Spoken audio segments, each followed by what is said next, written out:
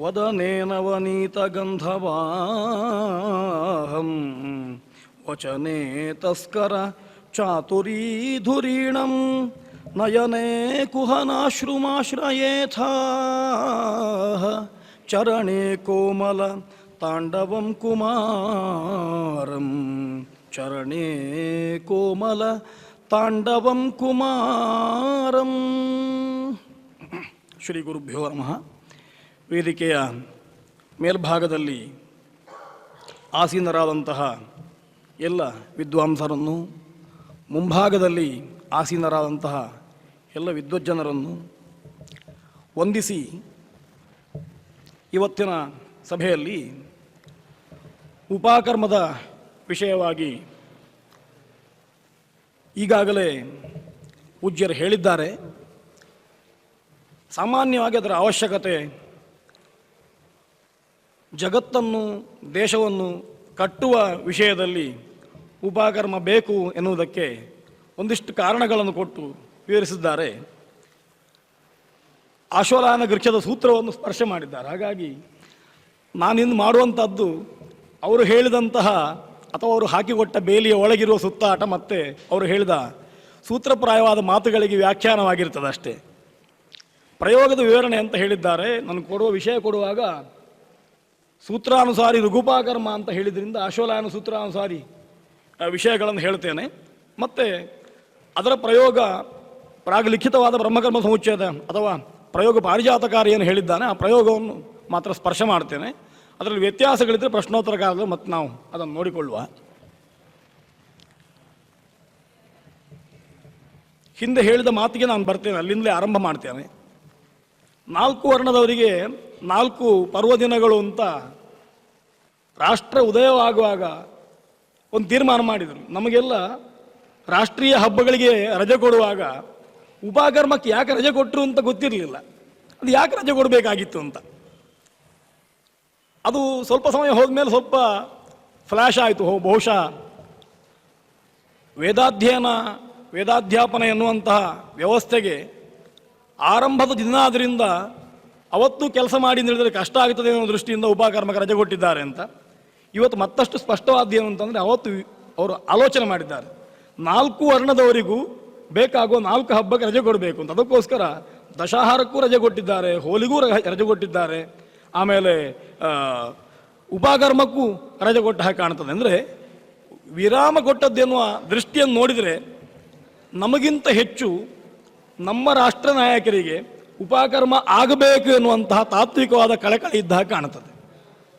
ಅದನ್ನು ನೆನಪಿಟ್ಟುಕೊಂಡು ಪ್ರತಿಯೊಬ್ಬರು ಅವತ್ತು ಬೇರೆ ಕೆಲಸಗಳಿಗೆ ರಜೆ ಹಾಕಿದರೆ ಉಪಕರ್ಮ ಸಾರ್ಥಕ ಆಗ್ತದೆ ಅಂತ ಈಗಾಗಲೇ ಪ್ರಸ್ತಾವನೆ ಮಾಡ್ತಾ ಅಡಿಗರು ಹೇಳಿದರು. ಉಪಕರ್ಮ ದಿವಸ ಎಲ್ಲಿವರೆಗೆ ಬಂದಿದೆ ಅಂತಂದರೆ ನೀನು ಹೋಗ್ತೀನಿ ಅಂತಾದರೆ ನನಗೂ ಒಂದು ಜನಿವಾರ ತಗೊಂಡು ಬಾ ಅಂತ ಆ ವ್ಯವಸ್ಥೆ ಬಂದಿದೆ. ಅಂದರೆ ಅವತ್ತು ನೂಲು ಹಾಕ್ಕೊಂಡ್ರೆ ಆಯಿತು ಎನ್ನುವಂಥದ್ದು ಲೌಕಿಕರಲ್ಲಿ ಸಾಮಾನ್ಯವಾಗಿ ಬಂದಿದೆ. ನಮ್ಮಲ್ಲಿ ಅದು ಅನುದಿಷ್ಟವಾದರೂ ನಿಜವಾಗಿ ಬೇಡ ಅಂತಾದರೂ ಆ ವಿಭಾಗ ಬಂದುಬಿಟ್ಟಿದೆ ಬ್ರಾಹ್ಮಣರಲ್ಲಿ, ಲೌಕಿಕರು ವೈದಿಕರು ಅಂತ.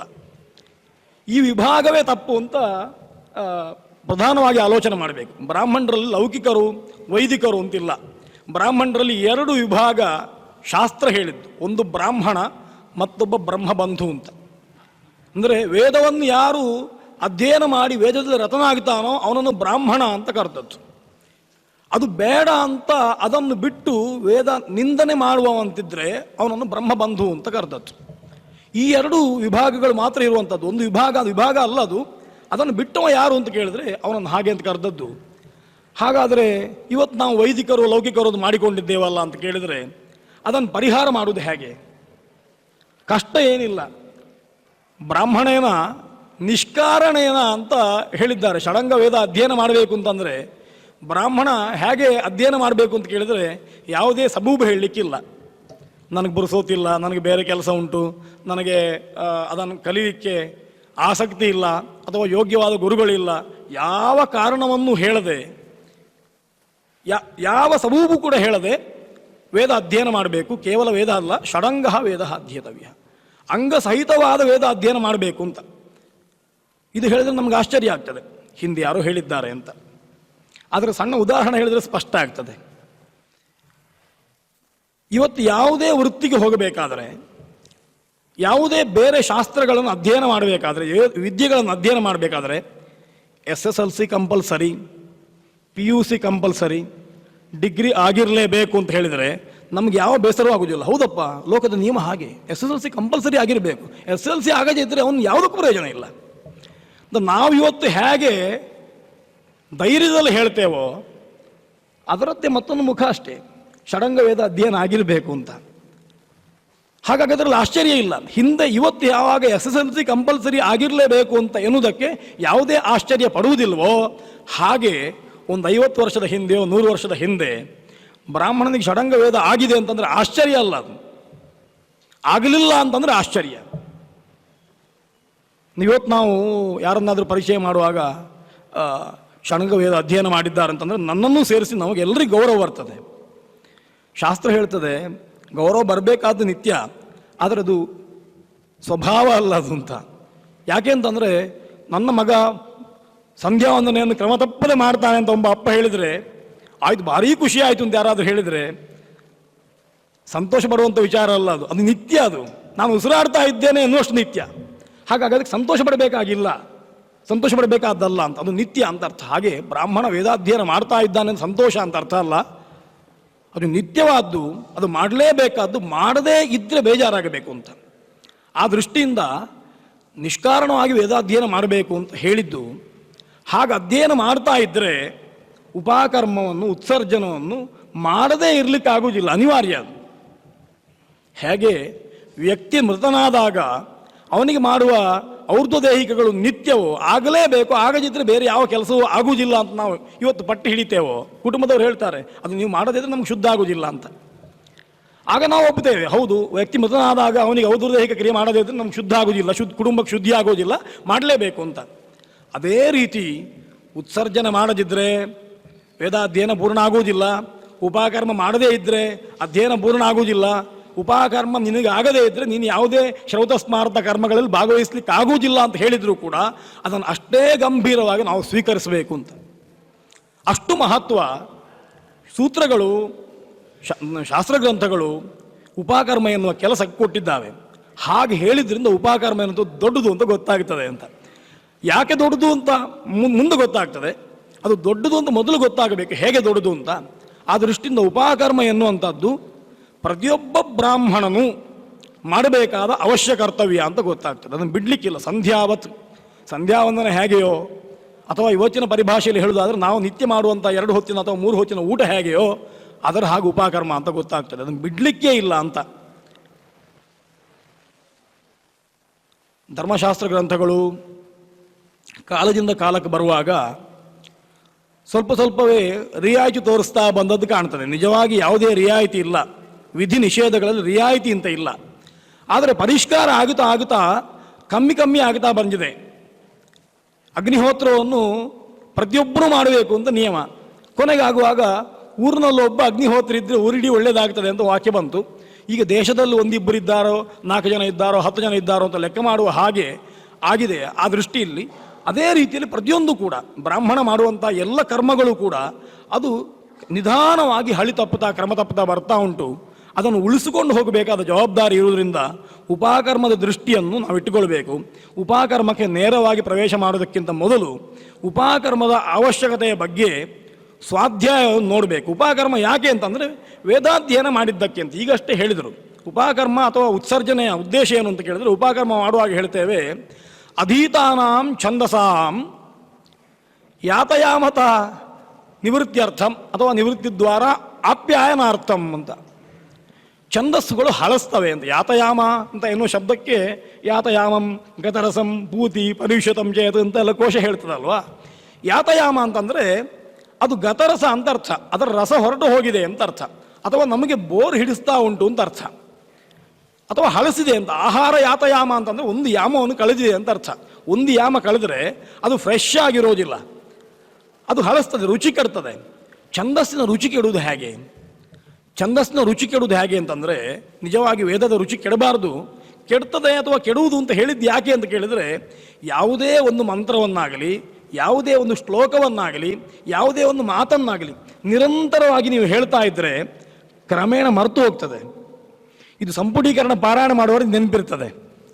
ಒಂದು ಶ್ಲೋಕವನ್ನು ಸಂಪುಟೀಕರಣ ಅಂತ ಆರಂಭ ಮಾಡಿದರೆ ಕೊನೆಗೆ ಅದೇ ಮರೆತು ಹೋಗುವ ಪರಿಸ್ಥಿತಿ ಬರ್ತದೆ. 10 ಸೆಕೆಂಡ್ ನಿಲ್ಲಿಸಿ ಮತ್ತೆ ನೋಡಿ ಪುನಃ ಮುಂದೆ ಹೋಗ್ತದೆ. ಅಂದರೆ ಅದಕ್ಕೆ ಕಾರಣ ಏನು ಅಂತಂದರೆ ಜಾಮಿತ ಅಂತ ಕರಿತೇವೆ. ನಮ್ಮ ಇಂದ್ರಿಯಗಳು ಒಂದನ್ನೇ ನಿರಂತರವಾಗಿ ಮಾಡಿದರೆ ಅದು ಒಂದು ಹಂತದಲ್ಲಿ ಮೂಢವಾಗ್ತದೆ. ಅದಕ್ಕೆ ಮೌಢ್ಯ ಅಂತ ಕರೆಯುವುದು. ಅದು ಎಲ್ರಿಗೂ ಬರ್ತದೆ, ನನ್ನನ್ನು ಸೇರಿಸಿಕೊಂಡು. ನಾನು ಹೇಳೋದು ಎಲ್ಲವೂ ನನ್ನ ಅನುಭವ ಆಯಿತಾ, ಹಾಗಾಗಿ ಯಾರು ಬೇಸರ ಮಾಡ್ಕೊಳ್ಬಾರ್ದು. ಆ ಮೌಢ್ಯ ಅನ್ನೋಂಥದ್ದು ಎಲ್ರಿಗೂ ಬರ್ತದೆ. ಹಾಗೆ ಬಂದರೆ ಏನು ಮಾಡಬೇಕು ಅಂತ ಕೇಳಿದ್ರೆ ಸ್ವಲ್ಪ ವಿರಾಮ ಕೊಡಬೇಕು. ವಿರಾಮ ಕೊಟ್ಟರೆ ಮತ್ತೆ ಮುಂದೆ ಸರಿಯಾಗ್ತದೆ. ಒಂದು ಬೆಳಿಗ್ಗಿಂದ ಸಂಜೆವರೆಗಿನ ಗೋಷ್ಠಿ ಉಂಟು. ಗೋಷ್ಠಿ ಹೀಗೆ ನಡೀತಾ ಇದ್ದರೆ ನಮಗೂ ಸ್ವಲ್ಪ ಅದರ ಬಗ್ಗೆ ಜಾಮಿತ ಬರ್ತದೆ. ಆ ಹೊತ್ತಿಗೆ ಹೇಳ್ತಾರೆ ಒಂದು 5 ನಿಮಿಷದ ಚಹಾ ವಿರಾಮ ಉಂಟು, ಪಾನೀಯ ವಿರಾಮ ಉಂಟು, ಆಮೇಲೆ ಗೋಷ್ಠಿಯನ್ನು ಮುಂದುವರಿಸುವ ಅಂತ ಹೇಳಿದ್ದು ಮುಂದೆ ನಡೆಯುವ ಉಪನ್ಯಾಸವನ್ನು ಕೇಳಲಿಕ್ಕೆ ನಮ್ಮ ಇಂದ್ರಿಯಗಳನ್ನು ಪಟು ಮಾಡಿಕೊಳ್ಳುವ ವ್ಯವಸ್ಥೆ ಅಷ್ಟೇ. ಇಂದ್ರಿಯ ಪಾಠವನ್ನು ಸಂಪಾದಿಸಿಕೊಳ್ಳುವ ವ್ಯವಸ್ಥೆ. ಉಪಕರ್ಮ ಎನ್ನುವಂಥದ್ದು ಅದೇ, ಮತ್ತೇನಲ್ಲ. ಉತ್ಸರ್ಜನೆ ಎನ್ನುವಂಥದ್ದು ಅದೇ. ಅದು ಎರಡೂ ಒಟ್ಟಿಗೆ ಇರುವಂಥದ್ದು. ಅದು ಏನು ಅಂತಂದರೆ ಅಧೀತವಾದ ಛಂದಸ್ಸುಗಳು, ನಾವು ಇಲ್ಲಿವರೆಗೆ ಕಲಿತಂತಹ ವೇದ, ಅದು ಹೇಳಿ ಹೇಳಿ ಹೇಳಿ ಹೇಳಿ ಒಂದು ಹೊತ್ತಿಗೆ ಸಾಕು ಅಂತ ಕಾಣ್ತದೆ, ಅಥವಾ ಸ್ವಲ್ಪ ನಿಲ್ಲುವ ಅಂತ ಕಾಣ್ತದೆ. ಹಾಗಾದ ಕೂಡಲೇ ನಿಲ್ಲಿಸಬೇಕು ಅಂತ. ಜಪ ಹೇಗೆ ಮಾಡಬೇಕು ಅಂತ ಹೇಳುವಾಗ ಮಂತ್ರಶಾಸ್ತ್ರವೇ ಹೇಳುವಂಥದ್ದು, ಸೂತ್ರವು ಅದರ ಮುಂದೆ ಹೇಳ್ತದೆ. ಹೇಗೆ ಮಾಡಬೇಕು ಅಂತಂದರೆ, ಸರಿಯಾಗಿ ಕೂತ್ಕೊಳ್ಬೇಕು ಸ್ಥಿರವಾದ ಆಸನದಲ್ಲಿ. ಉಪಾಸ್ಯವಾದ ದೇವತೆಯನ್ನು ಮನಸ್ಸಿನಲ್ಲಿ ಧ್ಯಾನ ಮಾಡಬೇಕು. ಆ ದೇವತೆಯ ಚಿತ್ರ ಕಣ್ಣಲ್ಲಿ ಒಳಗೆ ಕಾಣ್ತಾ ಇರಬೇಕು ಅಂತ ಪಟಲದಲ್ಲಿ. ಮಂತ್ರವನ್ನು ಹೇಳ್ತಾ ಇರಬೇಕು. ಹಾಗೆ ಹೇಳ್ತಾ ಇದ್ರೆ ಅದು ಪೂರ್ತಿಯಾದ ಮಾನಸವಾದ ಜಪ ಆಗ್ತದೆ. ಮಾನಸ ಜಪ ದಿಕ್ಕು ತಪ್ಪಾರ್ದು ಅಂತ ಉಪಾಂಶು ಎನ್ನುವ ದೃಷ್ಟಿಯಿಂದ ತುಟಿಯಾದರೂ ಅಲ್ಲಗಾಡ್ತಾ ಇರಬೇಕು, ಅಕ್ಷರಗಳು ಸ್ಪಷ್ಟವಾಗಿ ಉಚ್ಚಾರಣೆ ಮಾಡ್ತಾ ಇರಬೇಕು. ಹಾಗೆ ಮಾಡಿದರೆ ನಿಮಗೆ ಜಪವನ್ನು ಲೆಕ್ಕ ಹಿಡಿಲಿಕ್ಕೆ ಆಗ್ತದೆ. ಮನಸ್ಸಿನಲ್ಲಿ ಮಾಡಿದ್ರೆ ಲೆಕ್ಕ ಹಿಡಿದು ಸ್ವಲ್ಪ ಕಷ್ಟ ಉಂಟು. ಹಾಗೆ ಲೆಕ್ಕ ಹಿಡಿದು ಅದನ್ನು ಲೆಕ್ಕ ಮಾಡುವುದು ಉದ್ದೇಶ ಏನು ಅಂತ ಕೇಳಿದರೆ, ಜಪದಲ್ಲಿ ಐಕಾಗ್ರ್ಯ ಸಂಪಾದನೆಗೋಸ್ಕರ. ಎಲ್ಲಿವರೆಗೆ ಮಾಡಬೇಕು ಅಂತ ಕೇಳಿದ್ರೆ ಒಂದಿಷ್ಟು ಹಂತಕ್ಕೆ ಮಾಡಬೇಕು ಅಂತ. ಯಾಕೆ ದಿನ ಇಡೀ ಮಾಡಲಿಕ್ಕೆ ಆಗೋದಿಲ್ಲ ಅಂತ ಕೇಳಿದ್ರೆ, ಮಧ್ಯದಲ್ಲಿ ಆ ಚಿತ್ರ ಹೊರಟು ಹೋಗ್ತದೆ, ದೇವತೆ ಮರೆತು ಹೋಗ್ತದೆ, ಮಂತ್ರಾಕ್ಷರಗಳು ಸ್ಖಲನವಾಗ್ತದೆ, ಮಂತ್ರವೂ ಮರೆತು ಹೋಗ್ತದೆ. ಹಾಗಾದ ಕೂಡಲೇ ನಿಲ್ಲಿಸಿ ಅಂತ. ಹಾಗಾದರೆ ಜಪ ಎಷ್ಟು ಮಾಡಬೇಕು ಅಂತ ಕೇಳಿದ್ರೆ, ಎಲ್ಲಿ ಜಪಕ್ಕೆ ವಿಘ್ನ ನಮ್ಮ ಶರೀರದಿಂದಲೇ ಬರ್ತದೋ, ನಮ್ಮ ಇಂದ್ರಿಯಗಳಿಂದಲೂ ಬರ್ತದೋ, ಆ ಹೊತ್ತಿಗೆ ಜಪವನ್ನು ನಿಲ್ಲಿಸಬೇಕು ಅಂತ. ಇದು ಎಲ್ಲ ಕ್ರಿಯೆಗಿರುವಂಥದ್ದು, ಜಪಕ್ಕೆ ಮಾತ್ರ ಅಲ್ಲ, ಎಲ್ಲದಕ್ಕೂ ಇರುವಂಥದ್ದು. ಮನುಷ್ಯ ಮಾಡುವ ಎಲ್ಲ ಕ್ರಿಯೆಗೂ ಒಂದು ವಿರಾಮ ಮತ್ತು ಸ್ವಲ್ಪ ಹೊತ್ತಿನ ಕಳೆದ ಮೇಲೆ ಅದರ ಆರಂಭ ಅಂತ ಇರುವುದರಿಂದ ಅದು ಬೇಕು ಅಂತ ಗೊತ್ತಾಗ್ತದೆ. ಹಾಗಾಗಿ ಅಧೀತಾನಾಂ ಛಂದಸಾಂ ಯಾತಯಾಮತ ಅಂತ ಹೇಳಿದ್ದು ಆ ಉದ್ದೇಶದಿಂದ ಅಂತ ಗೊತ್ತಾಗ್ತದೆ. ಹಾಗಾದರೆ ಅಧೀತಾನಾಂ ಛಂದಸಾಂ ಅಂತ ಹೇಳಬೇಕಾದ್ರೆ ಛಂದಸ್ಸು ಅಧ್ಯಯನ ಆಗಿರಬೇಕಲ್ವ. ಈ ಅಧ್ಯಯನ ಮಾಡುವ ವ್ಯವಸ್ಥೆ ಹೇಗೆ ಅಂತ. ಹಾಗಾಗಿ ನಾವಿವತ್ತು ಮಾತಾಡುವ ವ್ಯವಸ್ಥೆ ಅಥವಾ ಇವತ್ತು ಬದುಕುವ ವ್ಯವಸ್ಥೆಯನ್ನು ನೋಡಿದರೆ ಪ್ರಾಚೀನ ವ್ಯವಸ್ಥೆ ತುಂಬ ಅದು ದೂರದಲ್ಲಿ ಉಂಟು ಅಂತ ಗೊತ್ತಾಗ್ತದೆ. ನಾನು ಹಿಂದೆ ಹೇಳಿದೆ, ಬ್ರಾಹ್ಮಣನಿಗೆ ಏನು ಕರ್ತವ್ಯ ಅಂತಂದರೆ ಬೆಳಗ್ಗಿಂದ ಸಂಜೆವರೆಗೆ ವೇದದ ಒಟ್ಟಿಗೆ ಇರುವಂಥದ್ದು, ಅದು ಬಿಟ್ಟರೆ ಬೇರೆ ಅಲ್ಲ ಅಂತ. ಹಾಗಾಗಿ ಕೃಷಿಯೋ ಗೋರಕ್ಷೆಯೋ ವಾಣಿಜ್ಯವೋ ಲೋಕವ್ಯವಹಾರವೋ ಯಾರನ್ನಾದರೂ ದಂಡಿಸುವಂಥದ್ದು ಅವನಿಗೆ ಮಾಡಲಿಕ್ಕೆ ಇಲ್ಲ, ಮಾಡಲಿಕ್ಕೆ ಆಗೋದಿಲ್ಲ. ಅದಕ್ಕೆ ಬೇಕಾಗುವ ಶಾಸ್ತ್ರ ಪರಾಮರ್ಶೆಯಿಂದ ಬೇಕಾಗುವ ಉತ್ತರವನ್ನು ಕೊಡ್ಬೋದಷ್ಟೇ ಹೊರತು ಕೃಷಿ ಹೇಗೆ ಮಾಡ್ಬೋದು ಅಂತ ಬಂದು ಕೇಳಿದರೆ ಕೃಷಿಕ ಅವನಿಗೆ ಬೇಕಾದರೆ ಹೇಳ್ಬೋದು, ಇಂಥ ದಿವಸ ಬೀಜ ಹಾಕು, ಇಂಥ ದಿವಸ ಉತ್ತು, ಇಂಥ ದಿವಸ ಕಡಿ ಅಂತ ಆ ಮುಹೂರ್ತಗಳನ್ನು ಬೇಕಾದರೆ ಹೇಳ್ಬೋದು. ಅವನೇ ಹೋಗಿ ಮಾಡಲಿಕ್ಕಿಲ್ಲ. ಅದೇ ರೀತಿಯಲ್ಲಿ ಗೋರಕ್ಷಣೆ ಹೇಗೆ ಮಾಡಬೇಕು ಅಂತ ಹೇಳ್ಬೋದು. ದಂಡ, ಇಂಥ ತಪ್ಪಿಗೆ ಯಾವುದು ಪ್ರಾಯಶ್ಚಿತ್ತ, ಅದಕ್ಕೆ ಯಾವುದು ದಂಡ ಅಂತ ಹೇಳ್ಬೋದು. ಇದನ್ನೆಲ್ಲ ಹೇಳಬೇಕಾದ್ರೆ ಬ್ರಾಹ್ಮಣ ಪ್ರತಿನಿತ್ಯ ಅಧ್ಯಯನ ನಿಷ್ಠನಾಗಿರಬೇಕು. ಹಾಗಾಗಿ ಬ್ರಾಹ್ಮಣನ ಇನ್ನೊಂದು ಮುಖ ಏನು ಅಂತಂದರೆ ಅಧ್ಯಯನ, ತಪಸ್ಸು. ಹಾಗಾಗಿ ಹೇಳಿದ್ದು ಸ್ವಾಧ್ಯಾಯ ಪ್ರವಚನಾಭ್ಯಾಂ ನ ಪ್ರಮಜಿತವ್ಯಂ ತದ್ಧಿ ತಪಃ. ಏನು ಮಾಡಬೇಕು ಅಂತ ಕೇಳಿದರೆ ಸ್ವಾಧ್ಯಾಯ ಮಾಡಬೇಕು, ಪ್ರವಚನ ಮಾಡಬೇಕು. ಪ್ರವಚನ ಯಾಕೆ, ಸ್ವಾಧ್ಯಾಯ ಮಾತ್ರ ಸಾಕಲ್ವ ಅಂತ ಕೇಳಿದರೆ, ಸ್ವಾಧ್ಯಾಯ ಗಟ್ಟಿಯಾಗುವುದು ಪ್ರವಚನದಿಂದಲೇ. ಪ್ರತಿಯೊಬ್ಬ ಅಧ್ಯಾಪಕರ ಅನುಭವ ಸ್ವಾಧ್ಯಾಯ ಗಟ್ಟಿ ಆಗುವುದು ಪ್ರವಚನದಿಂದಲೇ ಹೊರತು ಕೇವಲ ಸ್ವಾಧ್ಯಾಯದಿಂದ ಅಲ್ಲ. ನಾನು ನಮಗೋಸ್ಕರ ಓದಿಕೊಂಡ್ರೆ ಅದನ್ನು ಎಲ್ಲ ಮುಖದಲ್ಲಿ ನೋಡಲಿಕ್ಕಾಗೋದಿಲ್ಲ. ನಾಳೆ ಪಾಠ ಮಾಡಬೇಕು ಅಂತ ಓದಿಕೊಂಡ್ರೆ ಆಗ ಪ್ರತಿಯೊಂದು ಮುಖವನ್ನು ನೋಡುವ ಅನಿವಾರ್ಯತೆ ನಮಗೆ ಬರ್ತದೆ. ಆ ದೃಷ್ಟಿಯಿಂದ ಸ್ವಾಧ್ಯಾಯ ಎನ್ನುವಂಥದ್ದು ಬ್ರಾಹ್ಮಣನ ನಿತ್ಯ ಗುಣ ಆದ್ದರಿಂದ ಆ ಸ್ವಾಧ್ಯಾಯವನ್ನು ಬಿಡಲಿಕ್ಕಿಲ್ಲ ಅಂತ ಅರ್ಥ. ಸ್ವಾಧ್ಯಾಯ ಹೇಗೆ ಮಾಡೋದಪ್ಪ? ಸ್ವಾಧ್ಯಾಯದ ಆರಂಭ ಆಗುವಂಥದ್ದು ಉಪನಯನ ಎನ್ನುವ ಸಂಸ್ಕಾರದಿಂದ. ಮುಂದೆ ಸಂಸ್ಕಾರದ ಬಗ್ಗೆಯೂ ಹೇಳಲಿಕ್ಕಿದ್ದಾರೆ. ಉಪನಯನ ಎನ್ನುವ ಸಂಸ್ಕಾರ ಗುರುವಿನ ಸಮೀಪಕ್ಕೆ ಶಿಷ್ಯನನ್ನು ಕರ್ಕೊಂಡು ಹೋಗುವಂಥದ್ದು. ಈಗ ಇರುವ ಮಟ್ಟದಿಂದ ಅವನನ್ನು ಸ್ವಲ್ಪ ಎತ್ತರಕ್ಕೆ ಏರಿಸುವುದರಿಂದ ಸಾರ್ಥಕ ಆಗ್ತದೆ. ಅವು ಪರಿನಯನವೂ ಹೌದು, ಸಮೀಪನಯನವೂ ಹೌದು. ಹೀಗೆ ಕರ್ಕೊಂಡು ಹೋಗಿ ಅವನಿಗೆ ವೇದದ ಮೂಲವಾದ ಪ್ರಣವ ವ್ಯಾಹೃತಿ ಸಹಿತವಾದ ಗಾಯತ್ರಿಯನ್ನು ಉಪದೇಶ ಮಾಡುವುದರ ಮೂಲಕ ವೇದಾರಂಭ ಆಗ್ತದೆ. ಅಗ್ನಿಮೀಳೆ ಅಂತ ಆರಂಭ ಆಗುವುದಿಲ್ಲ, ಇಷೇತೋರ್ಜತ್ವ ಅಂತ ಆರಂಭ ಆಗುವುದಿಲ್ಲ. ಆದರೆ ಸ್ವರದ ಆರಂಭ ಆಗ್ತದೆ, ವ್ಯಾಹೃತಿಗಳ ಆರಂಭ ಆಗ್ತದೆ, ಪ್ರಣವೋಚ್ಚಾರದ ದೀಕ್ಷೆ ಅವನಿಗೆ ಸಿಗ್ತದೆ, ಗಾಯತ್ರಿಯನ್ನು ಅವನಿಗೆ ಉಚ್ಚಾರ ಮಾಡಲಿಕ್ಕೆ ಹೇಳಿಕೊಡ್ತೇವೆ. ಹೀಗೆ ಮಾಡಿ ನೀನು ವೇದದ ಒಳಗೆ ಪ್ರವೇಶ ಮಾಡಿದ್ದಿ ಅಂತ ಅವನನ್ನು ಕರ್ಕೊಂಡು ಹೋಗ್ತೇವೆ. ಹೀಗೆ ಕರ್ಕೊಂಡು ಹೋದ ಮರುಕ್ಷಣದಿಂದಲೇ ಅವ ದ್ವಿಜ ಅಂತ ಅನಿಸಿಕೊಳ್ಳಲ್ಪಡ್ತಾನೆ. 4 ಅವಸ್ಥೆ ಉಂಟು ಬ್ರಾಹ್ಮಣನಿಗೆ, ನಮಗೆಲ್ಲ ಗೊತ್ತುಂಟು, ನೆನಪು ಮಾಡ್ತೇನೆ. ಜನ್ಮನ ಜಾಯತೆ ಜಂತು, ಸಂಸ್ಕಾರ ದ್ವಿಜ ಉಚ್ಯತೆ, ವೇದಾಭ್ಯಾಸೇನ ವಿಪ್ರತ್ವಂ, ಬ್ರಹ್ಮಜ್ಞಾನೇನ ಬ್ರಾಹ್ಮಣ ಅಂತ ಹೇಳಿದ ಹಾಗೆ ಮೊದಲಿಗೆ ಸಾಮಾನ್ಯ ಜಂತುವಿನ ಹಾಗೆ ಹುಟ್ಟುತ್ತಾನೆ. ಸಂಸ್ಕಾರ ಆದ ಕೂಡಲೇ ದ್ವಿಜತ್ವ ಸಿದ್ಧಿ ಆಗ್ತದೆ. ವೇದಾಧ್ಯಯನ ಮಾಡ್ತಾನೆ. ಉಪನಯನದ ಮುಂದಿನ ಹಂತ ವೇದಾಧ್ಯಯನ. ಆ ವೇದಾಧ್ಯಯನ ಆದ ಕೂಡಲೇ ಅವನಿಗೆ ವಿಪ್ರ ಅಂತ ಅವ ಕರೆಯಲ್ಪಡ್ತಾನೆ. ವೇದಾಧ್ಯಯನ ಆಗಿದೆ ಅಂತ. ವೇದ ಕೇವಲ ಅಧ್ಯಯನ ಮಾತ್ರ ಅಲ್ಲ, ಮಂತ್ರಾರ್ಥ ಚಿಂತನೆಯನ್ನು ನಡೆಸಿದರೆ, ವೇದದ ಅರ್ಥದ ಜ್ಞಾನ ಬಂದರೆ, ವೇದ ಉಚ್ಚಾರಣೆ ಒಂದು ಶಿಕ್ಷಾ, ವೇದ ಉಚ್ಚಾರಣೆ ಆದ ಮೇಲೆ ವೇದ ಮಂತ್ರದ ಅರ್ಥವನ್ನು ತಿಳಿಯುವಂತಹ ಶಿಕ್ಷಾ ಇನ್ನೊಂದು. ಆ ರೀತಿ ಆದ ಮೇಲೆ ಅವನನ್ನು ಬ್ರಾಹ್ಮಣ ಅಂತ ನಾವು ಕರೀತೇವೆ. ಹಾಗಾಗಿ ಬ್ರಾಹ್ಮಣ ಅಂತ ಆಗಬೇಕಾಗಿದ್ದರೆ ಇಷ್ಟು ಹಂತದಲ್ಲಿ ಅವ ಪಕ್ವ ಆಗಬೇಕು. ಸಾಮಾನ್ಯ 50 ವರ್ಷ ಕಳಿಬೇಕು ಅಂತ ಅರ್ಥ. ಹೀಗೆ ಆದದ್ರಿಂದ, ಈ ರೀತಿಯ ವ್ಯವಸ್ಥೆ ಇದ್ದದ್ರಿಂದ ಉಪನಯನ ಎನ್ನುವಂಥದ್ದು ಮೂಲಭೂತವಾದ ದ್ವಿಜ ಎನ್ನುವ ಸಂಸ್ಕಾರವನ್ನು ಕೊಡುವಂಥದ್ದು, ಆ ಶಬ್ದ ಬರುವಂಥದ್ದು. ಉಪನಯನ ಆಗಿ ಗುರುಕುಲ ವಾಸವನ್ನು ಆರಂಭ ಮಾಡಿ 12 ವರ್ಷ ಸಾಮಾನ್ಯ ಗುರುಕುಲ ವಾಸ ಅಂತಿದ್ದರೆ, ಈ 12 ವರ್ಷದಲ್ಲಿ ಅವನಿಗೆ ವಿಪ್ರ ಶಬ್ದ ಸಿಗ್ತದೆ. ಅವ ವಿಪ್ರನಾಗ್ತಾನೆ. ಆಮೇಲೆ ಮತ್ತೆ ಕಲಿಯುವುದುಂಟು, ಇಲ್ಲ ಅಂತಲ್ಲ, ಬೇಕಾದಷ್ಟು ಕಲೀಲಿಕ್ಕುಂಟು. ಆದರೆ ಮುಂದೆ ಕಲಿಯುವ ಎಲ್ಲ ವಿದ್ಯೆಗಳಿಗೆ ಇದು ಭೂಮಿಕೆ ಆಗ್ತದೆ. ಇದನ್ನು ಕಲ್ತ್ರೆ ಇನ್ನು ಯಾವುದನ್ನೂ ಕಲಿಯಬಹುದು. ಏನ ವಿಜ್ಞಾತೇನ ಸರ್ವ ವಿಜ್ಞಾತಂ ಸ್ಯಾತ್ ಎನ್ನುವ ಅವಸ್ಥೆ ಅವನಿಗೆ ನೆನಪಾದರೆ, ಅವನಿಗೆ ಗೊತ್ತಾದರೆ ಅವ ಇನ್ನು ಹೊರಬಂದು ಸ್ನಾತಕನಾಗ್ತಾನೆ. ಆಮೇಲೆ ಸ್ವತಂತ್ರವಾಗಿಯೂ ಅಧ್ಯಯನ ಮಾಡ್ಬೋದು. ಹಿಂದೆ ಗುರುಗಳು ಹೇಳಿದ ಹಾಗೆ ಮತ್ತೆ ಇರುವಂತಹ 64 ವಿದ್ಯೆಗಳಾಗ್ಬೋದು, ಆಮೇಲೆ ಇತಿಹಾಸಗಳಾಗ್ಬೋದು, ಪುರಾಣ ಆಗ್ಬೋದು, ಇವುಗಳನ್ನು ಕ್ರಮಶಃ ಶ್ಲೋಕ ಪಾಠ ಮಾಡುವ ಸಂಪ್ರದಾಯ ನಮ್ಮಲ್ಲಿಲ್ಲ. ಪೂರ್ಣ ಮಹಾಭಾರತವನ್ನು ಪಾಠ ಮಾಡ್ತೇನೆ, ಪೂರ್ಣ ರಾಮಾಯಣವನ್ನು ಪಾಠ ಮಾಡ್ತೇನೆ, ಇಲ್ಲಿಯೋ ಕೆಲವು ಜನ ಮಾಡಿರ್ಬೋದು ಅಷ್ಟೇ ಹೊರತು ಪ್ರತಿಯೊಬ್ಬನಿಗೂ ಇಲ್ಲ. ಅವನಿಗೆ ಅನ್ವಯಾರ್ಥ ಹೇಳಿಕೊಟ್ಟು ಅವನಿಗೆ ಶಬ್ದಬೋಧ ಆಗುವ ರೀತಿಯಲ್ಲಿ ಒಂದಷ್ಟು ಸಂಸ್ಕಾರಗಳನ್ನು ಕೊಟ್ಟು ಬಿಟ್ಟರೆ ಮತ್ತೆ ಇಡೀ ರಾಮಾಯಣವನ್ನು ಅವ ಅದರ ಜಾಡ್ನಲ್ಲಿ ಓದಿಕೊಂಡು ಹೋಗ್ತಾನೆ, ವ್ಯಾಖ್ಯಾನಗಳನ್ನು ನೋಡಿಕೊಂಡು ಹೋಗ್ತಾನೆ, ಭಾರತವನ್ನು ನೋಡಿಕೊಂಡು ಹೋಗ್ತಾನೆ. ಸಂಶಯ ಬಂದರೆ ಮತ್ತೆ ಗುರುಪಸತ್ಯ ಆಗ್ತದೆ. ಈ ರೀತಿಯ ವ್ಯವಸ್ಥೆ ಇರುವುದರಿಂದ ಸ್ನಾತಕ ಆದಮೇಲೆ ಮನೆಗೆ ತಿರುಗಿ ಬಂದು, ಸಮಾವರ್ತನ ಎನ್ನುವ ಶಬ್ದಕ್ಕೆ ಅದೇ ಅರ್ಥ, ಪುನಃ ತಿರುಗಿ ಬರುವಿಕೆ ಅಂತ ಅರ್ಥ. ಆವರ್ತನಂ ಅಂತ ಮತ್ತೆ ಬರ್ತಾನೆ. ಹೀಗೆ ತಿರುಗಿ ಬಂದು ಅವ ಗೃಹಿ ಆಗ್ತಾನೆ. ಮದುವೆ ಆಗಿ ವೇದದ ಒಟ್ಟಿಗೆ ಅಗ್ನಿಯನ್ನು ಪರಿಗ್ರಹ ಮಾಡ್ತಾನೆ. ಎರಡನೇ ಹೊತ್ತಿಗೆ, ಎರಡನೆಯ ಹಂತದಲ್ಲಿ ಮೊದಲಿಗೆ ವೇದವನ್ನು ಮಾತ್ರ ಗ್ರಹಣ ಮಾಡಿದ್ದು, ಅಗ್ನಿಯ ಪರಿಚರ್ಯ ಉಂಟು, ಅಗ್ನಿ ಕಾರ್ಯ ಉಂಟು. ಮುಂದೆ ಅವನನ್ನು ಮುಂದೆ ನಡೆಸುವಂತಹ ಗಾರ್ಹಪತ್ಯ ಎನ್ನುವ ಅಗ್ನಿ ಏನಿದ್ದಾನೆ, ಆ ಅಗ್ನಿಯನ್ನು ನಿತ್ಯ ಉಪಾಸನೆಗೋಸ್ಕರವಾಗಿ ಪರಿಗ್ರಹ ಮಾಡ್ತಾನೆ. ಆತ ಗೃಹಸ್ಥನಾಗುತ್ತಾನೆ. ಅವನು ಒಟ್ಟಿಗೆ ಒಬ್ಬಳು ಹೆಂಡತಿ ಬರ್ತಾಳೆ. ಈಗ ಇಬ್ಬರು ಒಟ್ಟಿಗೆ ಮನೆಯನ್ನು ನಡೆಸ್ಕೊಂಡು ಹೋಗುವಂಥದ್ದು. ಈಗ ಇಲ್ಲಿವರೆಗೆ ಸ್ವಾಧ್ಯಾಯ ಮಾತ್ರ ಇತ್ತು, ಮುಂದೆ ಅನಿವಾರ್ಯವಾಗಿ ಪ್ರವಚನ ಆರಂಭ ಆಯಿತು. ಸ್ವಾಧ್ಯಾಯ ಪ್ರವಚನ, ಸ್ವಾಧ್ಯಾಯ ಪ್ರವಚನ. ಹಾಗಾಗಿ ಸ್ವಾಧ್ಯಾಯ ಪ್ರವಚನಗಳು ಬ್ರಾಹ್ಮಣನ ನಿತ್ಯ ಕರ್ಮದಲ್ಲಿ ಸೇರಿ ಹೋಯಿತು. ಸ್ವಾಧ್ಯಾಯ ಪ್ರವಚನದ ಅಂಗವೇ ಉಪಕರ್ಮ ಅಂತ ಆದದ್ರಿಂದ ಸ್ವಾಧ್ಯಾಯ ಪ್ರವಚನಗಳನ್ನು ನೋಡಿಕೊಳ್ಳಬೇಕೆನ್ನೋ ದೃಷ್ಟಿಯಿಂದ ಅಲ್ಲಿಂದ ಆರಂಭ ಮಾಡ್ತೇನೆ. ಸೂತ್ರ ಇನ್ನು ಮುಂದೆ ಹೇಳುವ ಮಾತುಗಳು ಸೂತ್ರ ಮತ್ತು ಅದರ ವ್ಯಾಖ್ಯಾನಗಳು ಮಾತ್ರ ಆಗಿರ್ತದೆ. ಅಥಾತ ಪಂಚಯಜ್ಞ ಅಂತ ಅಶ್ವಲಾಯನ ಗೃಹ್ಯಸೂತ್ರದ 3ನೇ ಅಧ್ಯಾಯ ಆರಂಭ ಆಗ್ತದೆ. ಪಂಚಯಜ್ಞಗಳನ್ನು ಗೃಹಸ್ಥನಾದವನು ನಡೆಸಬೇಕು ಅಂತ ಹೇಳಿ ನಮಗೆಲ್ಲ ಗೊತ್ತುಂಟು. ಅದರ ಬಗ್ಗೆ ಹಿಂದೆಯೂ ಕೂಡ ನಾವು ಗೋಷ್ಠಿಯಲ್ಲಿ ಮಾತಾಡಿದ್ದೇವೆ. ದೇವಯಜ್ಞ, ಭೂತಯಜ್ಞ, ಪಿತೃಯಜ್ಞೋ, ಬ್ರಹ್ಮಯಜ್ಞೋ, ಮನುಷ್ಯಯಜ್ಞ ಇತಿ ಅಂತ ಆ 5 ಯಜ್ಞಗಳನ್ನು ಹೇಳಿ ತದ್ಯದಗ್ನೌ ಜುಹೋತಿ ಸದೇವ ಯಜ್ಞ ಅಂತ ಹೇಳಿ ಅಗ್ನಿಯಲ್ಲಿ ಮಾಡುವಂಥ ಎಲ್ಲ ಕ್ರಿಯೆಗಳನ್ನು ದೇವಯಜ್ಞ ಅಂತ ಕರೆದಿದ್ದಾರೆ. ಯದ್ ಬಲಿಂಕರೋತಿ ಸ ಭೂತಯಜ್ಞ, ಬರ್ಹಿಸ್ಸು ಹಾಕಿ ದರ್ಭೆಯನ್ನು ಹರಡಿ ಅದರಲ್ಲಿ ಬಲಿ ಎನ್ನುವ ದೃಷ್ಟಿಯಿಂದ ಕೊಡುವಂಥದ್ದನ್ನು ಭೂತಯಜ್ಞ ಅಂತ ಕರೆದಿದ್ದಾರೆ.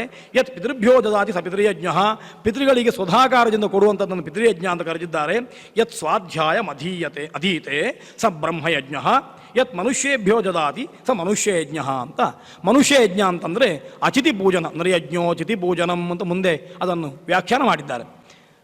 ನಮಗೆ ಬೇಕಾದಿಲ್ಲಿ ಯಾವುದು ಅಂತಂದರೆ ಯತ್ ಸ್ವಾಧ್ಯಾಯ ಅಧೀತೆ ಸ ಬ್ರಹ್ಮಯಜ್ಞ. ನಿತ್ಯ ಯಾವುದನ್ನು ಅಧ್ಯಯನ ಮಾಡ್ತಾನೋ ಅದಕ್ಕೆ ಬ್ರಹ್ಮಯಜ್ಞ ಅಂತ ಕರೆದಿದ್ದಾರೆ. ಹಾಗಾಗಿ ಈ 5 ಯಜ್ಞಗಳಲ್ಲಿ ಬ್ರಹ್ಮಯಜ್ಞವೂ ಒಂದು ಅಂತಾಯಿತು. ಬ್ರಹ್ಮಯಜ್ಞವನ್ನು ನಿತ್ಯ ಮಾಡಬೇಕು ಅಂತ. ಪಂಚಯಜ್ಞಗಳನ್ನು ನಿತ್ಯ ಮಾಡಬೇಕು, ಬ್ರಹ್ಮಯಜ್ಞವನ್ನು ಹೆಚ್ಚು ಮಾಡುವಂಥದ್ದು, ಅದರ ವ್ಯಾಪ್ತಿ ದೊಡ್ಡದು, ಆ ದೃಷ್ಟಿಯಿಂದ ಬ್ರಹ್ಮಯಜ್ಞವನ್ನು ಮಾಡಬೇಕು ಅಂತ ಹೀಗೆ ಮಾಡಿ ತಾನೇ ತಾನ್ ಅಹರಹ ಕುರ್ವೀತ ಅಂತ ಮುಂದಿನ ಸೂತ್ರ. ಇಷ್ಟೂ ಯಜ್ಞಗಳನ್ನು ಪ್ರತಿಯೊಂದು ದಿವಸವೂ ಮಾಡಬೇಕು, ತಪ್ಪಿಸಬಾರದು ಅಂತ. ಅಹರಹ ಕುರ್ವೀತ ಅಂತ ಹೇಳಿದ್ರಿಂದ ತಪ್ಪಿಸಬಾರದು ಅಂತಲೇ ಅರ್ಥ ಆಗ್ತದೆ. ಆಮೇಲೆ ಸ್ವಾಧ್ಯಾಯವನ್ನು ಹೇಳ್ತಾನೆ. ಅಷ್ಟು ಹೇಳಿದ ಮೇಲೆ ಸೂತ್ರಕಾರರಿಗೆ ಎಷ್ಟು ನಮ್ಮ ಮೇಲೆ ಕರುಣೆ ಉಂಟು ಅಂತ ನೋಡಿ. ಅವರು ಹೊರಟದ್ದು ಪಂಚಯಜ್ಞಗಳನ್ನು ಹೇಳಲಿಕ್ಕೆ, ಪಂಚಯಜ್ಞಗಳನ್ನು ವಿಸ್ತಾರ ಮಾಡಲಿಲ್ಲ, ಅದನ್ನು ಹೇಳಿದ್ದಾರೆ. ಅಷ್ಟು ಹೇಳಿ ಮಧ್ಯದಲ್ಲಿ ಬಂದದ್ದು ಸ್ವಾಧ್ಯಾಯ ಮದೀತೆ ಸ ಬ್ರಹ್ಮಯಜ್ಞ ಅಂತ ಮಧ್ಯದಲ್ಲಿ ಬಂದದ್ದು. ಮುಂದೆ ಸೂತ್ರ ಮಾಡುವಾಗ ಅಥ ಸ್ವಾಧ್ಯಾಯ ಅಂತ ಪ್ರಾಗ್ಗೋದಗ್ವ ಗ್ರಾಮಾನ್ ನಿಷ್ಕ್ರಮ್ಯ ಆಪ್ಲುತ್ಯ ಶುಚೌ ದೇಶೆ ಯಜ್ಞೋಪವೀತಿ ಆಚಮ್ಯ ಅಕ್ಲಿನ್ನವಾಸಾಹ ದರ್ಬಾಣ ಮಹದುಪಸ್ಥೀರ್ಯ ಪ್ರಾಕ್ಕೂಲಾನಾಂ ತೇಷು ಪ್ರಾಂಗುಖ ಉಪವಿಶ್ಯ ಉಪಸ್ಥಂಗೃತ್ವಾ ದಕ್ಷಿಣೋತ್ತರೌ ಪಾಣಿ ಸಂಧಾಯ ಪವಿತ್ರವಂತೌ ವಿಜ್ಞಾಯತೆ ಅಪಾಂ ವಾ ಏಷ ಓಷಧೀನಾಂ ರಸಃ ಯದ್ದರ್ಭಾಃ ಸರಸಮೇವ ತದ್ಬ್ರಹ್ಮ ಕರೋತಿ ದ್ಯಾವಾ ಪೃಥಿವ್ಯೋ ಸಂಧಿಮೀಕ್ಷಮಾಣಃ ಸಮ್ಮೀಲ್ಯ ವಾ ಯಥಾ ವಾ ಯುಕ್ತಮಾತ್ಮಾನಂ ಮನ್ಯೇತ ತಥಾ ಯುಕ್ತೋ ಅಧೀತ ಸ್ವಾಧ್ಯಾಯಂ ಅಂತ ಸ್ವಾಧ್ಯಾಯವನ್ನು ಹೇಗೆ ಮಾಡಬೇಕು ಅಂತ ತುಂಬ ಸುಂದರವಾಗಿ ಹೇಳಿದ್ದಾರೆ. ಸ್ವಾಧ್ಯಾಯ ಮಾಡಲಿಕ್ಕೆ ಮನೆ ಒಳಗೆ ಕೂತ್ಕೊಳ್ಳುವ ಅಂತ ಕೇಳಿದ್ರೆ ಬೇಡ ಅಂತ ಹೇಳ್ತಾರೆ. ಅಂದರೆ ಅದೊಂದು ದೀರ್ಘವಾದ ಪ್ರಕ್ರಿಯೆ. ಒಂದಿಷ್ಟು ಮಂತ್ರಗಳನ್ನು ಅವಿಚ್ಛಿನ್ನವಾಗಿ ಹೇಳ್ತಾ ಹೋಗಬೇಕು. ಆ ಹೊತ್ತಿಗೆ ಬೇರೆ ಯಾವುದೇ ವಿಘ್ನ ಬರಬಾರ್ದು. ದನ ಕೂಗುವುದೋ, ಮನೆಯಲ್ಲಿ ಮಗು ಅಳುವುದೋ, ಹೆಂಡತಿ ಪಾತ್ರೆಯನ್ನು ಕೆಳಗೆ ಹಾಕುವುದೋ ಇತ್ಯಾದಿ ಏನಾದರೂ ತೊಂದರೆ ಆದರೆ ನೀವು ಮಾಡುವಂಥ ಕೆಲಸ ಅದು ಸರಾಗವಾಗಿ ಆಗುವುದಿಲ್ಲ. ಅದಕ್ಕೊಂದು ವ್ಯವಸ್ಥೆ ಮಾಡಿದರು. 2, ಒಂದು ಉಳಿದವರನ್ನೆಲ್ಲ ಹೊರ ಕಳಿಸೋದು. ಒಳ್ಳೇದು ಯಾವುದನ್ನು ನಾವೇ ಅದನ್ನು ಬಿಟ್ಟು ಹೊರ ಹೋಗು. ನಮಗೆ ತುಂಬ ಕಿರಿಕಿರಿ ಆಗ್ತದೆ, ಗಲಾಟೆ ಆಗ್ತದೆ ಅಂತಂದರೆ ಮಹಾಭಾರತ ಹೇಳಿದ್ದೇನು ಅಂತಂದರೆ ನಾವೇ ಅಲ್ಲಿಂದ ಹೊರ ಹೋದರೆ ಮುಗಿತಲ್ವ. ಉಪಾನದ್ ರೂಢಬಾಧಸ್ಯ ನಮ್ಮ ಚರ್ಮಾಸ್ತ್ರತ ಯೋಭೂಹು ಅಂತ. ಊರಿನಲ್ಲೆಲ್ಲ ಕಂಟಕ ಮುಳ್ಳುಂಟು ಅಂತ ಹೇಳಿ ಅದನ್ನು ಮೆಟ್ಟುವುದಕ್ಕಿಂತ ನಾವು ಮೆಟ್ಟು ಹಾಕೊಂಡ್ರೆ ಸಾಕು, ಊರಿಗೆಲ್ಲ ಮೆಟ್ಟು ಹಾಕೋದು ಬೇಡ. ಹಾಗೆ ನಮಗೆ ತೊಂದರೆ ಆಗ್ತದೆ ಅಂತಾದರೆ ನಾವು ಮನೆಯನ್ನು ಬಿಟ್ಟು ಹೊರ ಹೋಗಬೇಕು ಅಂತ ಭಾಗವತ ಹೇಳ್ತದೆ. ಏಕಾಗ್ರತೆ ಸಿದ್ಧಿ ಆಗಬೇಕಾದ್ರೆ ಗೃಹಾತ್ ಪ್ರವೃಜಿತೋ ಧೀರ ಪುಣ್ಯ ತೀರ್ಥ ಜಲಾಪ್ಲುತಃ ಶುಚೌ ವಿವಿಕ್ತ ಆಸೀನ ವಿಧಿವತ್ ಕಲ್ಪಿತ ಆಸನೆ ಅಂತ. ಮನೆಯಿಂದ ಮೊದಲು ಹೊರಗೆ ಹೋಗಿ ಅಂತ. ಅಂದರೆ ಕೆಲವು ಕೆಲಸಗಳನ್ನು ಮನೆಯ ಒಳಗೆ ಮಾಡಬೇಕಾದ್ದು, ಕೆಲವು ಕೆಲಸಗಳನ್ನು ಮನೆಯಿಂದ ಹೊರಗೆ ಮಾಡಬೇಕಾದ್ದು. ಅದಕ್ಕೋಸ್ಕರ ಹೇಳುವಾಗ ಅವರು ಪ್ರಾಗ್ವ ಉದಗ್ವ ಗ್ರಾಮಾನ್ ನಿಷ್ಕ್ರಮ್ಯ, ಪೂರ್ವಕ್ಕೆ ಅಥವಾ ಉತ್ತರಕ್ಕೆ ಹೋಗಬೇಕಂತೆ. ಮನೆಯಿಂದ ಪೂರ್ವಕ್ಕೆ ಅಥವಾ ಉತ್ತರಕ್ಕೆ ಹೊರ ಹೋಗಬೇಕು. ಗ್ರಾಮ ಅಂತಂದರೆ ನಮ್ಮ ಮನೆ ಇರುವಂಥ ಜಾಗ ಅಂತ ಅಷ್ಟೇ ಅರ್ಥ. ಅಲ್ಲಿಂದ ಹೋಗಿ ಆಪ್ಲುತ್ಯ ನೀರಿನಲ್ಲಿ ಮುಳುಗಿ ಸ್ನಾನ ಮಾಡಬೇಕು, ಅವಾಗ ಸ್ನಾನ ಮಾಡಬೇಕು. ಹಾಗೆ ಸ್ನಾನ ಮಾಡಿ ಶುಚೌ ದೇಶೇ ಯಜ್ಞೋಪವೀತಿ ಆಚಮ್ಯ ಅಂತ. ಮತ್ತು ಮುಂದೆ ಹೇಳುವಾಗ ಅಕ್ಲಿನ್ನವಾಸ ಅಂತ ಎಲ್ಲ ಹೇಳಿದ್ದುಂಟು. ಅಕ್ಲಿನ್ನವಾಸ ಅಂತ ಹೇಳಿದ್ದಾರೆ.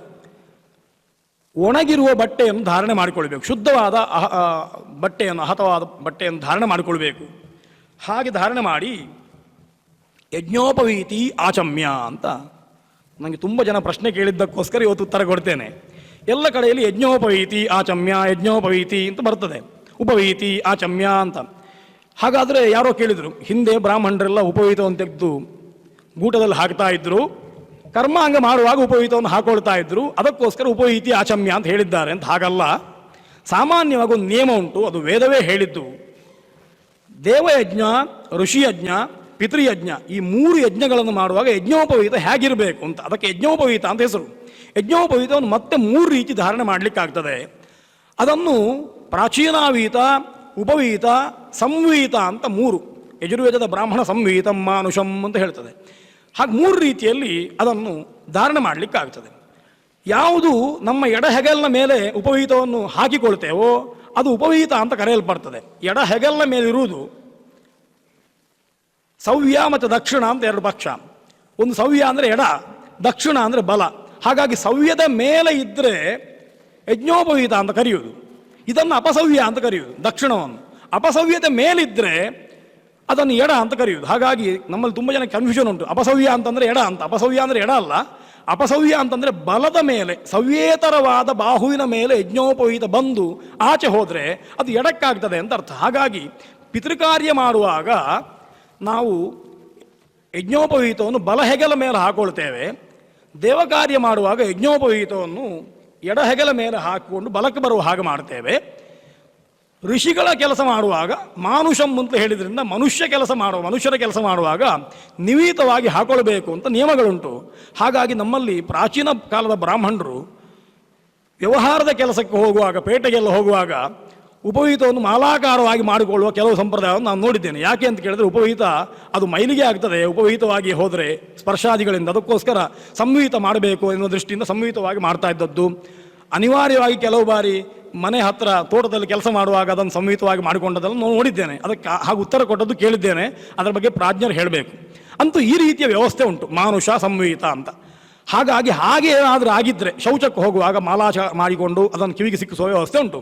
ಹೀಗೆ ಸ್ನಾನ ಮಾಡುವ ಹೊತ್ತಿಗೆ ಈ ರೀತಿಯಲ್ಲಿ ಸಂಹಿತ ಮಾಡಿಕೊಂಡಿದ್ದರೆ ಆತ ಆಮೇಲೆ ಯಜ್ಞೋಪವೀತಿ ಆಚಮ್ಯ, ಉಪವೀತವನ್ನು ಯಜ್ಞೋಪವೀತವನ್ನಾಗಿ ಮಾಡಿಕೊಂಡು ಅಂದರೆ ಎಡಹೆಗಲ ಮೇಲೆ ಧಾರಣೆ ಮಾಡಿ ಆಚಮನ ಮಾಡಿ ಅಕ್ಲಿನ್ನವಾಸಾಹ, ಒಳ್ಳೆಯ ಬಟ್ಟೆಗಳನ್ನು ಒಣಗಿದ ಬಟ್ಟೆಯನ್ನು ಉಟ್ಟುಕೊಂಡು ದರ್ಭಾಣಾಮಹದುಪಸ್ಥೀರ್ಯ ಪ್ರಾಕ್ಕೂಲಾನಾಂ ತೇಷು ಪ್ರಾಂಗ್ಮುಖ ಉಪವಿಶ್ಯ, ಪೂರ್ವಕ್ಕೆ ಅಗ್ರವಾಗಿ ದರ್ಭೆಗಳನ್ನು ಹಾಕಬೇಕು, ಅದರಲ್ಲಿ ಪೂರ್ವಾಭಿಮುಖನಾಗಿ ಕುಳಿತುಕೊಳ್ಳಬೇಕು. ಉಪಸ್ಥಂಕೃತ್ವ ದಕ್ಷಿಣೋತ್ತರವು ಪಾಣಿ ಸಂಧಾಯ, ಎಡಗಾಲನ ಮೇಲೆ ಬಲಗಾಲನ್ನು ಹಾಕಬೇಕು, ಎಡಕೈಯ ಮೇಲೆ ಬಲಕೈಯನ್ನು ಇಟ್ಟಬೇಕು. ಪವಿತ್ರವಂತವು ವಿಜ್ಞಾಯತೆ ಅಂತ 2 ದರ್ಭೆಯ ಎಸಳುಗಳನ್ನು, 2 ಎಸಳು ದರ್ಭೆಗೆ ಪವಿತ್ರ ಅಂತ ಕರೆದಿದ್ದಾರೆ. ಆ ಪವಿತ್ರವನ್ನು ಕೈಯಲ್ಲಿ ಇಟ್ಟುಕೊಳ್ಬೇಕು. ಅದಕ್ಕೆ ಹೇಳುವಾಗ ಅಪಾಂ ವಾ ಏಷ ಓಷಧೀನಾಂ ರಸಃ ಯದ್ದರ್ಭಾ ಸರಸಮೇವ ತದ್ಬ್ರಹ್ಮ ಕರೋತಿ ಅಂತ ಹೇಳುವಾಗ ಬ್ರಹ್ಮವನ್ನು ಉಚ್ಚಾರಣೆ ಮಾಡುವಾಗ ದರ್ಭ ಸಹಿತನಾಗಿಯೇ ಉಚ್ಚಾರಣೆ ಮಾಡಬೇಕು. ಯಾಕೆ ಅಂತಂದರೆ ಆ ದರ್ಭೆ ಅನ್ನುವಂಥದ್ದು ಔಷಧಿಗಳ ರಸವನ್ನು ಹೊಂದಿಕೊಂಡಿರುವುದರಿಂದ ಆ ಬ್ರಹ್ಮವನ್ನು ಅನುಷ್ಠಾನ ಮಾಡುವ ಹೊತ್ತಿಗೆ ದರ್ಭೆಯನ್ನು ಹಾಕೊಳ್ಬೇಕು ಅಂತ ವಿಧಾನ ಮಾಡಿದ್ದಾರೆ. ದ್ಯಾವಾ ಪೃಥಿವ್ಯಃ ಸಂಧಿಂ ಪೃಥಿವ್ಯೋ ಸಂಧಿಂ ಈಕ್ಷಮಾಣ ಸಮ್ಮೀಲ್ಯವ, ನೋಡುವಾಗ ಶೂನ್ಯ ದೃಷ್ಟಿ, ಯಾವುದೋ ಒಂದು ವಸ್ತುವನ್ನು ನೋಡಬಾರ್ದು, ದ್ಯಾವಾ ಪೃಥಿವಿಗಳ ಸಂಧಿಯನ್ನು ನೋಡ್ತಾ ಇರಬೇಕು. ಅಥವಾ ಸಮ್ಮೀಲ್ಯವ, ಅದು ಬೇರೆ ಬೇರೆ ವಸ್ತುಗಳು ಕಾಣ್ತದೆ ಅಂತ ಆಗುವಾಗ ಕಣ್ಣನ್ನು ಮುಚ್ಚಿಕೊಳ್ಬಹುದು. ಹೀಗೆ ಮಾಡಿ ಯಥಾವಾ ಯುಕ್ತಂ ಆತ್ಮಾನಂ ಮನ್ಯೇತ ತಥಾ ಯುಕ್ತ ಅಧೀತ, ಅಥವಾ ಸೂತ್ರಕಾರ ಹೇಳ್ತಾರೆ ನಿಮಗೆ ಸರಿಯಾಗುವ ಹಾಗೆ ಕೂತ್ಕೊಂಡು, ಅಂದರೆ ಈ ಕುಳಿತುಕೊಳ್ಳುವ ಆಸನದಲ್ಲಿ, ಕುಳಿತುಕೊಳ್ಳುವ ವ್ಯವಸ್ಥೆಯಲ್ಲಿ ನಿಮ್ಮ ಮನಸ್ಸು ಚಿತ್ತ ಸ್ವಸ್ಥತೆಯನ್ನು ಕಾಪಾಡಿಕೊಳ್ಳಬೇಕು. ಚಿತ್ತದ ಸ್ವಾಸ್ಥ್ಯ ಕೆಡಬಾರ್ದು, ಮನಸ್ಸು ವಿಚಲಿತ ಆಗಬಾರ್ದು. ಆ ರೀತಿಯಲ್ಲಿ ಕುಳಿತುಕೊಂಡು ಅಧೀತ ಸ್ವಾಧ್ಯಾಯಂ, ಹೀಗೆ ನೀವು ಸ್ವಾಧ್ಯಾಯವನ್ನು ಮಾಡಿ, ವೇದವನ್ನು ಅಧ್ಯಯನ ಮಾಡಿ ಅಂತ. ಈ ರೀತಿ ವೇದಾಧ್ಯಯನ ಮಾಡಲಿಕ್ಕೆ ಹೇಳಿದ ವ್ಯವಸ್ಥೆ, ನಿತ್ಯದ ಅಧ್ಯಾಯ ಹೀಗೆ ಅಂತ ಅರ್ಥ. ಈ ರೀತಿ ಮಾಡಬೇಕು ಅಂತ. ತುಂಬ ಜನ ಇದ್ದರೂ ಕೂಡ ಒಂದೇ ಶ್ರುತಿಯಲ್ಲಿ ಇದೇ ರೀತಿ ಅಧ್ಯಯನ ಮಾಡಬೇಕು. ಇಲ್ಲದಿದ್ದರೆ ಒಬ್ಬನ ಅಧ್ಯಯನ ಮತ್ತೊಬ್ಬನಿಗೆ ತೊಡಕಾಗ್ತದೆ. ಆ ದೃಷ್ಟಿಯಿಂದ ಹೀಗೆ ಅಧ್ಯಯನ ಮಾಡಬೇಕು ಗುರುಕುಲದಲ್ಲಿ. ಹೇಗೆ ಸ್ವಾಧ್ಯಾಯ ಅಂತಂದರೆ ಯಾವುದನ್ನು ಸ್ವೀಕಾರ ಮಾಡಿದ್ದಾರೆ ಅಂತ ಕೇಳಿದರೆ, ಅಥ ಸ್ವಾಧ್ಯಾಯಂ ಅಧೀತ ಋಚಃ ಯಜೂಂಷಿ ಸಾಮಾನಿ ಅಥರ್ವಾಂಗಿರಸಃ ಬ್ರಾಹ್ಮಣಾನಿ ಕಲ್ಪಾನ್ ಗಾಥಾ ನಾರಾಶಂಸೀಹಿ ಇತಿಹಾಸ ಪುರಾಣಾನೀತಿ ಅಂತ. ಸ್ವಾಧ್ಯಾಯ ಶಬ್ದದಿಂದ ಇಷ್ಟನ್ನು ಸೂತ್ರಕಾರರು ವಿಧಾನ ಮಾಡಿದ್ದಾರೆ. ಋಕ್ಕು, ಯಜುಸ್ಸು, ಸಾಮ, ಅಥರ್ವ ಮಂತ್ರಗಳು, ಅಥರ್ವ ಆಂಗಿರಸಃ, ಬ್ರಾಹ್ಮಣಾನಿ ಬ್ರಾಹ್ಮಣಗಳು ಮಂತ್ರಗಳು, ಕಲ್ಪಾನ್ ಗಾಥಾ ನಾರಾಶಂಸೀಹಿ ಇತಿಹಾಸ ಪುರಾಣಾನಿ ಅಂತ ಮತ್ತೆ ಎಲ್ಲ ವೇದಾಂಗಗಳನ್ನು ಕೂಡ ಅಧ್ಯಯನ ಮಾಡಲಿಕ್ಕೆ ಹೇಳಿದ್ದಾರೆ. ಹಾಗಾಗಿ ಅಲ್ಲಿ ಕಲ್ಪ, ಆಮೇಲೆ ನಾರಾಶಂಸಿ, ಗಾಥಾ ಇತ್ಯಾದಿಗಳು ವೇದದಲ್ಲೇ ಬರುವಂತಹ ಋಕ್ಕುಗಳಾದರೂ ಕೂಡ ಅದಕ್ಕೆ ಪ್ರತ್ಯೇಕವಾದ ಅಸ್ತಿತ್ವ ಉಂಟು ಎನ್ನುವ ದೃಷ್ಟಿಯಿಂದ ಅವುಗಳನ್ನು ಅಧ್ಯಯನ ಮಾಡಬೇಕು. ಆಮೇಲೆ ಕಲ್ಪವನ್ನು ಅಧ್ಯಯನ ಮಾಡಬೇಕು, ವೇದವನ್ನು ವಿನಿಯೋಗ ಮಾಡುವ ವಿಧಾನ ಏನುಂಟು, ಯಜ್ಞಾದಿಗಳನ್ನು ಹೇಗೆ ಮಾಡಬೇಕು ಎನ್ನುವ ವಿಷಯಗಳನ್ನು ತಿಳ್ಕೊಳ್ಬೇಕು. ಆಮೇಲೆ ಇತಿಹಾಸ ಪುರಾಣಾನಿ ಅಂತ, ಇತಿಹಾಸವನ್ನು ಪುರಾಣವನ್ನು ಅಧ್ಯಯನ ಮಾಡಬೇಕು. ಅದಕ್ಕೋಸ್ಕರ ಸ್ವಾಧ್ಯಾಯದಲ್ಲಿ ಇಷ್ಟೆಲ್ಲ ಸೇರಿದೆ ಅಂತ ಅರ್ಥ. ಇಷ್ಟನ್ನೆಲ್ಲ ನಿತ್ಯವೂ ಕೂಡ ಒಂದು ಬಾರಿ ಆವರ್ತನೆ ಮಾಡಿಕೊಳ್ಬೇಕು. ಪೂರ್ಣವಾಗಿ ಮಾಡಲಿಕ್ಕಾಗದಿದ್ದರೂ ಕೂಡ ಸ್ವಲ್ಪ ಸ್ವಲ್ಪ ಅಂಶವನ್ನಾದರೂ ಕೂಡ ಅದನ್ನು ಉಚ್ಚಾರಣೆ ಮಾಡುವುದರ ಮೂಲಕ ನಾನು ಅವುಗಳ ದಾರಿಯಲ್ಲಿ ಇದ್ದೇನೆ ಅಂತ ನನ್ನನ್ನು ಮತ್ತೆ ಮತ್ತೆ ಎಚ್ಚರಿಸಿಕೊಳ್ತಾ ಇರಬೇಕು ಅಂತ, ಇಲ್ಲದೆ ಮರೆತು ಹೋಗ್ತದೆ. ಆ ದೃಷ್ಟಿಯಿಂದ ಅದನ್ನು ಹೇಳಬೇಕು. ಮತ್ತೆ ಅದಕ್ಕೆ ಫಲವನ್ನು ಹೇಳಿದ್ದಾರೆ. ಋಕ್ಕನ್ನು ಅಧ್ಯಯನ ಮಾಡಿದರೆ ಏನು, ಯಜುಸ್ಸನ್ನು ಅಧ್ಯಯನ ಮಾಡಿದರೆ ಏನು ಅಂತ ಒಂದಿಷ್ಟು ಫಲವನ್ನು ಹೇಳುವುದರ ಮೂಲಕ ನಮ್ಮಲ್ಲಿ ಅದನ್ನು ಅಧ್ಯಯನ ಮಾಡಬೇಕೆನ್ನೋ ರುಚಿ ಬರಬೇಕಲ್ವಾ, ಅದಕ್ಕೋಸ್ಕರ ಅವುಗಳನ್ನು ಪ್ರವಚನ ಮಾಡಿದ್ದು ಅಂತ ಗೊತ್ತಾಗ್ತದೆ. ಹೀಗೆ ಅಧ್ಯಯನ ಮಾಡಿದರೆ ಉತ್ತಮ ಲೋಕ ನಮಗೆ ಸಿಗುತ್ತದೆ ಅಂತ ಅಮೃತಸ್ಯ ಕುಲ್ಯಾಹ ಇತ್ಯಾದಿಗಳನ್ನು ಹೇಳಿ, ಮಧ್ವಕುಲ್ಯಾಹ ಸೋಮಸ್ಯ ಕುಲ್ಯಾಹ ಅಂತ ಹೇಳಿ ಇವುಗಳನ್ನು ಪಡೀತಾನೆ ಪರಲೋಕದಲ್ಲಿ ಎನ್ನುವ ದೃಷ್ಟಿಯನ್ನು ಹೇಳಿ ಅದಕ್ಕೋಸ್ಕರ ಅಧ್ಯಯನ ಮಾಡಬೇಕು ಅಂತ ನಮಗೆ ರುಚಿಯನ್ನು ತೋರಿಸಿದ್ದು, ಇದನ್ನು ಅಧ್ಯಯನ ಮಾಡಬೇಕೆನ್ನೋ ದೃಷ್ಟಿಯಿಂದ. ಆಮೇಲೆ ಎಲ್ಲ ಮುಗಿದ ಮೇಲೆ ಯಾವನ್ನು ಮನ್ಯೇತ ತಾವದ್ ಅದೀತ್ಯ ಏತಯ ಪರಿದಧಾತಿ. ಇಷ್ಟೆಲ್ಲ ಅಧ್ಯಯನ ಆದ ಮೇಲೆ ಇಷ್ಟು ಸಾಕು ಅಂತ ಭಾವನೆ ಬಂದರೆ, ಅಥವಾ ಇಷ್ಟು ಹೇಳಬೇಕು ಎನ್ನುವುದನ್ನು ಮುಗಿಸಿದ ಮೇಲೆ ಯಾವನ್ನು ಮನ್ಯೇತ ತಾವದ್ ಅದೀತ್ಯ ಏತಯ ಪರಿದಧಾತಿ, ಮತ್ತೊಂದು ರಿಕ್ಕಿನಿಂದ ಪರಿಧಾನ ಮಾಡಬೇಕು, ಮುಚ್ಚಬೇಕು. ಪ್ರಣವದಿಂದ ಆರಂಭ ಮಾಡಿದೆ ನಾವು, ಆರಂಭ ಮಾಡಿದ ಮೇಲೆ ಮುಚ್ಚಬೇಕಲ್ವಾ, ಯಾಕೆಂತಂದ್ರೆ ಅದು ಮತ್ತೆ ಹೋಗಬಾರ್ದು, ಹರಿದು ಹೋಗಬಾರ್ದು ಅನ್ನೋ ದೃಷ್ಟಿಯಿಂದ ಏತಯ ಪರಿದಧಾತಿ. ನಮೋ ಬ್ರಹ್ಮಣೇ ನಮೋ ಅಸ್ತ್ವಗ್ನಯೇ ನಮಃ ಪೃಥಿವ್ಯೇ ನಮೋ ಓಷಧೀಭ್ಯ ನಮೋ ವಾಚೇ ನಮೋ ವಾಚಸ್ಪತಯೇ ನಮೋ ವಿಷ್ಣವೇ ಮಹತೆ ಕರೋಮಿ ಇತಿ ಅಂತ ಈ ಮಂತ್ರವನ್ನು ಹೇಳಿ ಈ ಮಂತ್ರದಿಂದ ಪರಿಧಾನ ಮಾಡಬೇಕು, ಅದನ್ನು ಮುಚ್ಚಬೇಕು. ಹಾಗೆ ಮಾಡಿದರೆ ಅದಕ್ಕೆ ಸ್ವಾಧ್ಯಾಯ ಅಂತ ಹೆಸರು. ಈ ದೇವತೆಗಳನ್ನು ತರ್ಪಣೆ ಮಾಡಬೇಕು. ಆ ಸ್ವಾಧ್ಯಾಯ ಮುಗಿದ ಮೇಲೆ ದೇವತಾ ತರ್ಪಣಗಳನ್ನು ಮಾಡಬೇಕು. ಅದು ಭೂತಾನಿ ಏವಮಂತಾನಿ ಅಂತ, ಯಕ್ಷಾರಕ್ಷಾಂಸಿ ಭೂತಾನಿ ಏವಮಂತಾನಿ ಅಲ್ಲಿಯವರೆಗೆ ತರ್ಪಿಸಬೇಕು. ಆಮೇಲೆ ಅಥ ಋಷಯ ದೇವತರ್ಪಣವನ್ನು ಹೇಳಿದರು. ಸ್ವಾಧ್ಯಾಯದ ಅಂಗವಾಗಿಯೇ, ಬ್ರಹ್ಮಯಜ್ಞದ ಅಂಗವಾಗಿಯೇ ದೇವತರ್ಪಣವನ್ನು ಹೇಳಿದ ಮೇಲೆ ಅಥ ಋಷಯ ಶತರ್ಚುನಃ ಮಾಧ್ಯಮಾಃ ಗೃತ್ಸಮದಃ ವಿಶ್ವಾಮಿತ್ರಃ ವಾಮದೇವಃ ಅತ್ರಿ ಭರದ್ವಾಜೋ ವಸಿಷ್ಠ ಪ್ರಗಾಥಾಃ ಪಾವಮಾನ್ಯಃ ಕ್ಷುದ್ರಸೂಕ್ತ ಮಹಾಸೂಕ್ತ ಇತಿ ಅಂತ ಅವರಿಗೆಲ್ಲ ತರ್ಪಿಸಬೇಕು. ಆಮೇಲೆ ಪ್ರಾಚೀನಾವೀತಿ ಅಂತ ಹೇಳಿ ಇದಿಷ್ಟು ಕೂಡ ಉಪವೀತಿಯಾಗಿ ಮಾಡಬೇಕಾದ್ದು. ಮತ್ತು ಪ್ರಾಚೀನಾವೀತಿಯಾಗಿ ಸುಮಂತು ಜೈಮಿನಿ ವೈಶಂಪಾಯನ ಪೈಲ ಸೂತ್ರ ಭಾಷ್ಯ ಭಾರತ ಮಹಾಭಾರತ ಧರ್ಮಾಚಾರ್ಯ ಅಂತ ಹೇಳಿ ಅವರನ್ನೆಲ್ಲ ತರ್ಪಿಸಬೇಕು ಅಂತ. ಪ್ರತಿಪುರುಷಂ ಪಿತೃಂ ಸ್ತರ್ಪಯಿತ್ವ ಗೃಹಾನೇತ್ಯ ಯದ್ದತಾಚಿ ಸಾ ದಕ್ಷಿಣ. ಆಮೇಲೆ ಇಷ್ಟನ್ನು ಮಾಡಿದ ಮೇಲೆ ಮನೆಗೆ ಹಿಂತಿರುಗಿ ಮಧ್ಯಾಹ್ನ ಅತಿಥಿ ಪೂಜನೆ ಮಾಡಬೇಕಲ್ವ. ಅತಿಥಿ ಪೂಜನೆ ಮಾಡುವಾಗ ಆ ಅತಿಥಿಗೆ ಏನಾದರೂ ಕೊಟ್ಟರೆ, ಯಾವುದನ್ನು ಕೊಡ್ತಾನೋ ಆ ವಸ್ತು ಬ್ರಹ್ಮಯಜ್ಞದ ದಕ್ಷಿಣೆ ಆಗ್ತದೆ ಅಂತ. ಬ್ರಹ್ಮಯಜ್ಞ ಮಾಡಿದ್ದಕ್ಕೆ ದಕ್ಷಿಣೆ ಕೊಡಬೇಕಲ್ವಾ, ಅದೊಂದು ಯಜ್ಞ. ಆ ಯಜ್ಞ ಅನ್ನುವಂಥದ್ದು ದಕ್ಷಿಣೆ ಇಲ್ಲದೆ ಪೂರ್ಣ ಆಗುವುದಿಲ್ಲ. ಹಾಗಾಗಿ ದಕ್ಷಿಣ ಕೊಡಬೇಕು. ಅದು ಯಾವುದು ಅಂತಂದರೆ ಗೃಹಾನೇತ್ಯ ಎದ್ದದಾಚಿ ಆ ದಕ್ಷಿಣ ಅಂತ ಹೇಳಿದ್ದಾರೆ. ಮನೆಗೆ ಬಂದ ಮೇಲೆ ಅತಿಥಿ ಪೂಜನೆ ಮಾಡಿದ ಮೇಲೆ ಅದು ದಕ್ಷಿಣೆ ಅಂತ ಹೇಳಿ ಈ ರೀತಿಯಲ್ಲಿ ಆಮೇಲೆ ಅಷ್ಟು ಹೇಳಿ ಅಲ್ಲಿಗೆ ಮುಗಿಸಬೇಕಾ ಅಂತ ಕೇಳಿದರೆ ಮುಗಿಸ್ಬೇಕಂತಲ್ಲ.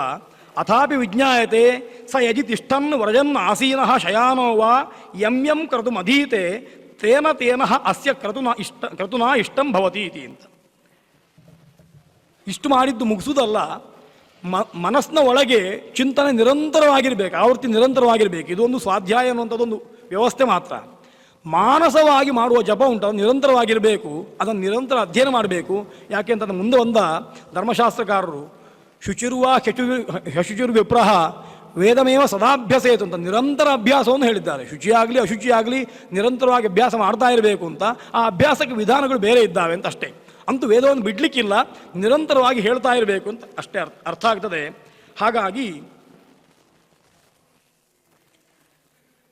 ಅನಧ್ಯಾಯ ಉಂಟಲ್ವಾ ಅಂತ ಪ್ರಶ್ನೆ ಬರುವಾಗ ಸೂತ್ರಕಾರಿ 2 ಅನಧ್ಯಾಯ ಹೇಳಿದ್ದಾರೆ. ವಿಜ್ಞಾಯತೆ ತಸ್ಯ ದ್ವೌ ಅನಧ್ಯಾಯೌ ಯದಾತ್ಮ ಅಶುಚಿ ಯದ್ದೇಶ. 2 ಅನಧ್ಯಾಯ ಇರೋದು ವೇದಾಭ್ಯಾಸ ಮಾಡದೇ ಇರಲಿಕ್ಕೆ. ಒಂದು, ನೀವು ಅಶುಚಿ ಅಂತ ನಿಮಗೆ ಭಾವನೆ ಬರುವಾಗ ಧರ್ಮಶಾಸ್ತ್ರ ಹೇಳಿದ ವಿಷಯ ಎಲ್ಲ ಇಟ್ಕೊಳ್ಬೇಕು, ಆ ಶೌಚವನ್ನೆಲ್ಲ ಇಲ್ಲಿ ತರಬೇಕು ಅಂತ ಅರ್ಥ. ನಾನು ಅಶುಚಿ ಅಂತ ನನಗೆ ಗೊತ್ತಾದಾಗ ಅನಧ್ಯಾಯ ಯದ್ದೇಶ. ಇನ್ನೊಂದು, ದೇಶ ಅಶುಚಿ ಅಂತ ಗೊತ್ತಾದರೆ, ನಾವು ಅಧ್ಯಯನ ಮಾಡುವ ಪ್ರದೇಶ ಅಶುಚಿಯಾಗಿದ್ದರೆ ಅಲ್ಲಿ ಅಧ್ಯಯನ ಮಾಡಬಾರ್ದು. ಇನ್ನೊಂದು ನಾನು ಅಶುಚಿಯಾಗಿದ್ದೇನೆ ನನಗೆ ಭಾವನೆ ಬಂದರೆ ಅಧ್ಯಯನ ಮಾಡಬಾರ್ದು. ಈ ಎರಡು ಬಿಟ್ಟರೆ ಮತ್ತೆ ಯಾವತ್ತೂ ಅಧ್ಯಯನ ಮಾಡಬಹುದು ಅಂತ ಅಧ್ಯಾಯಕ್ಕಿಷ್ಟು ವ್ಯವಸ್ಥೆ ಮಾಡಿದ್ದಾರೆ.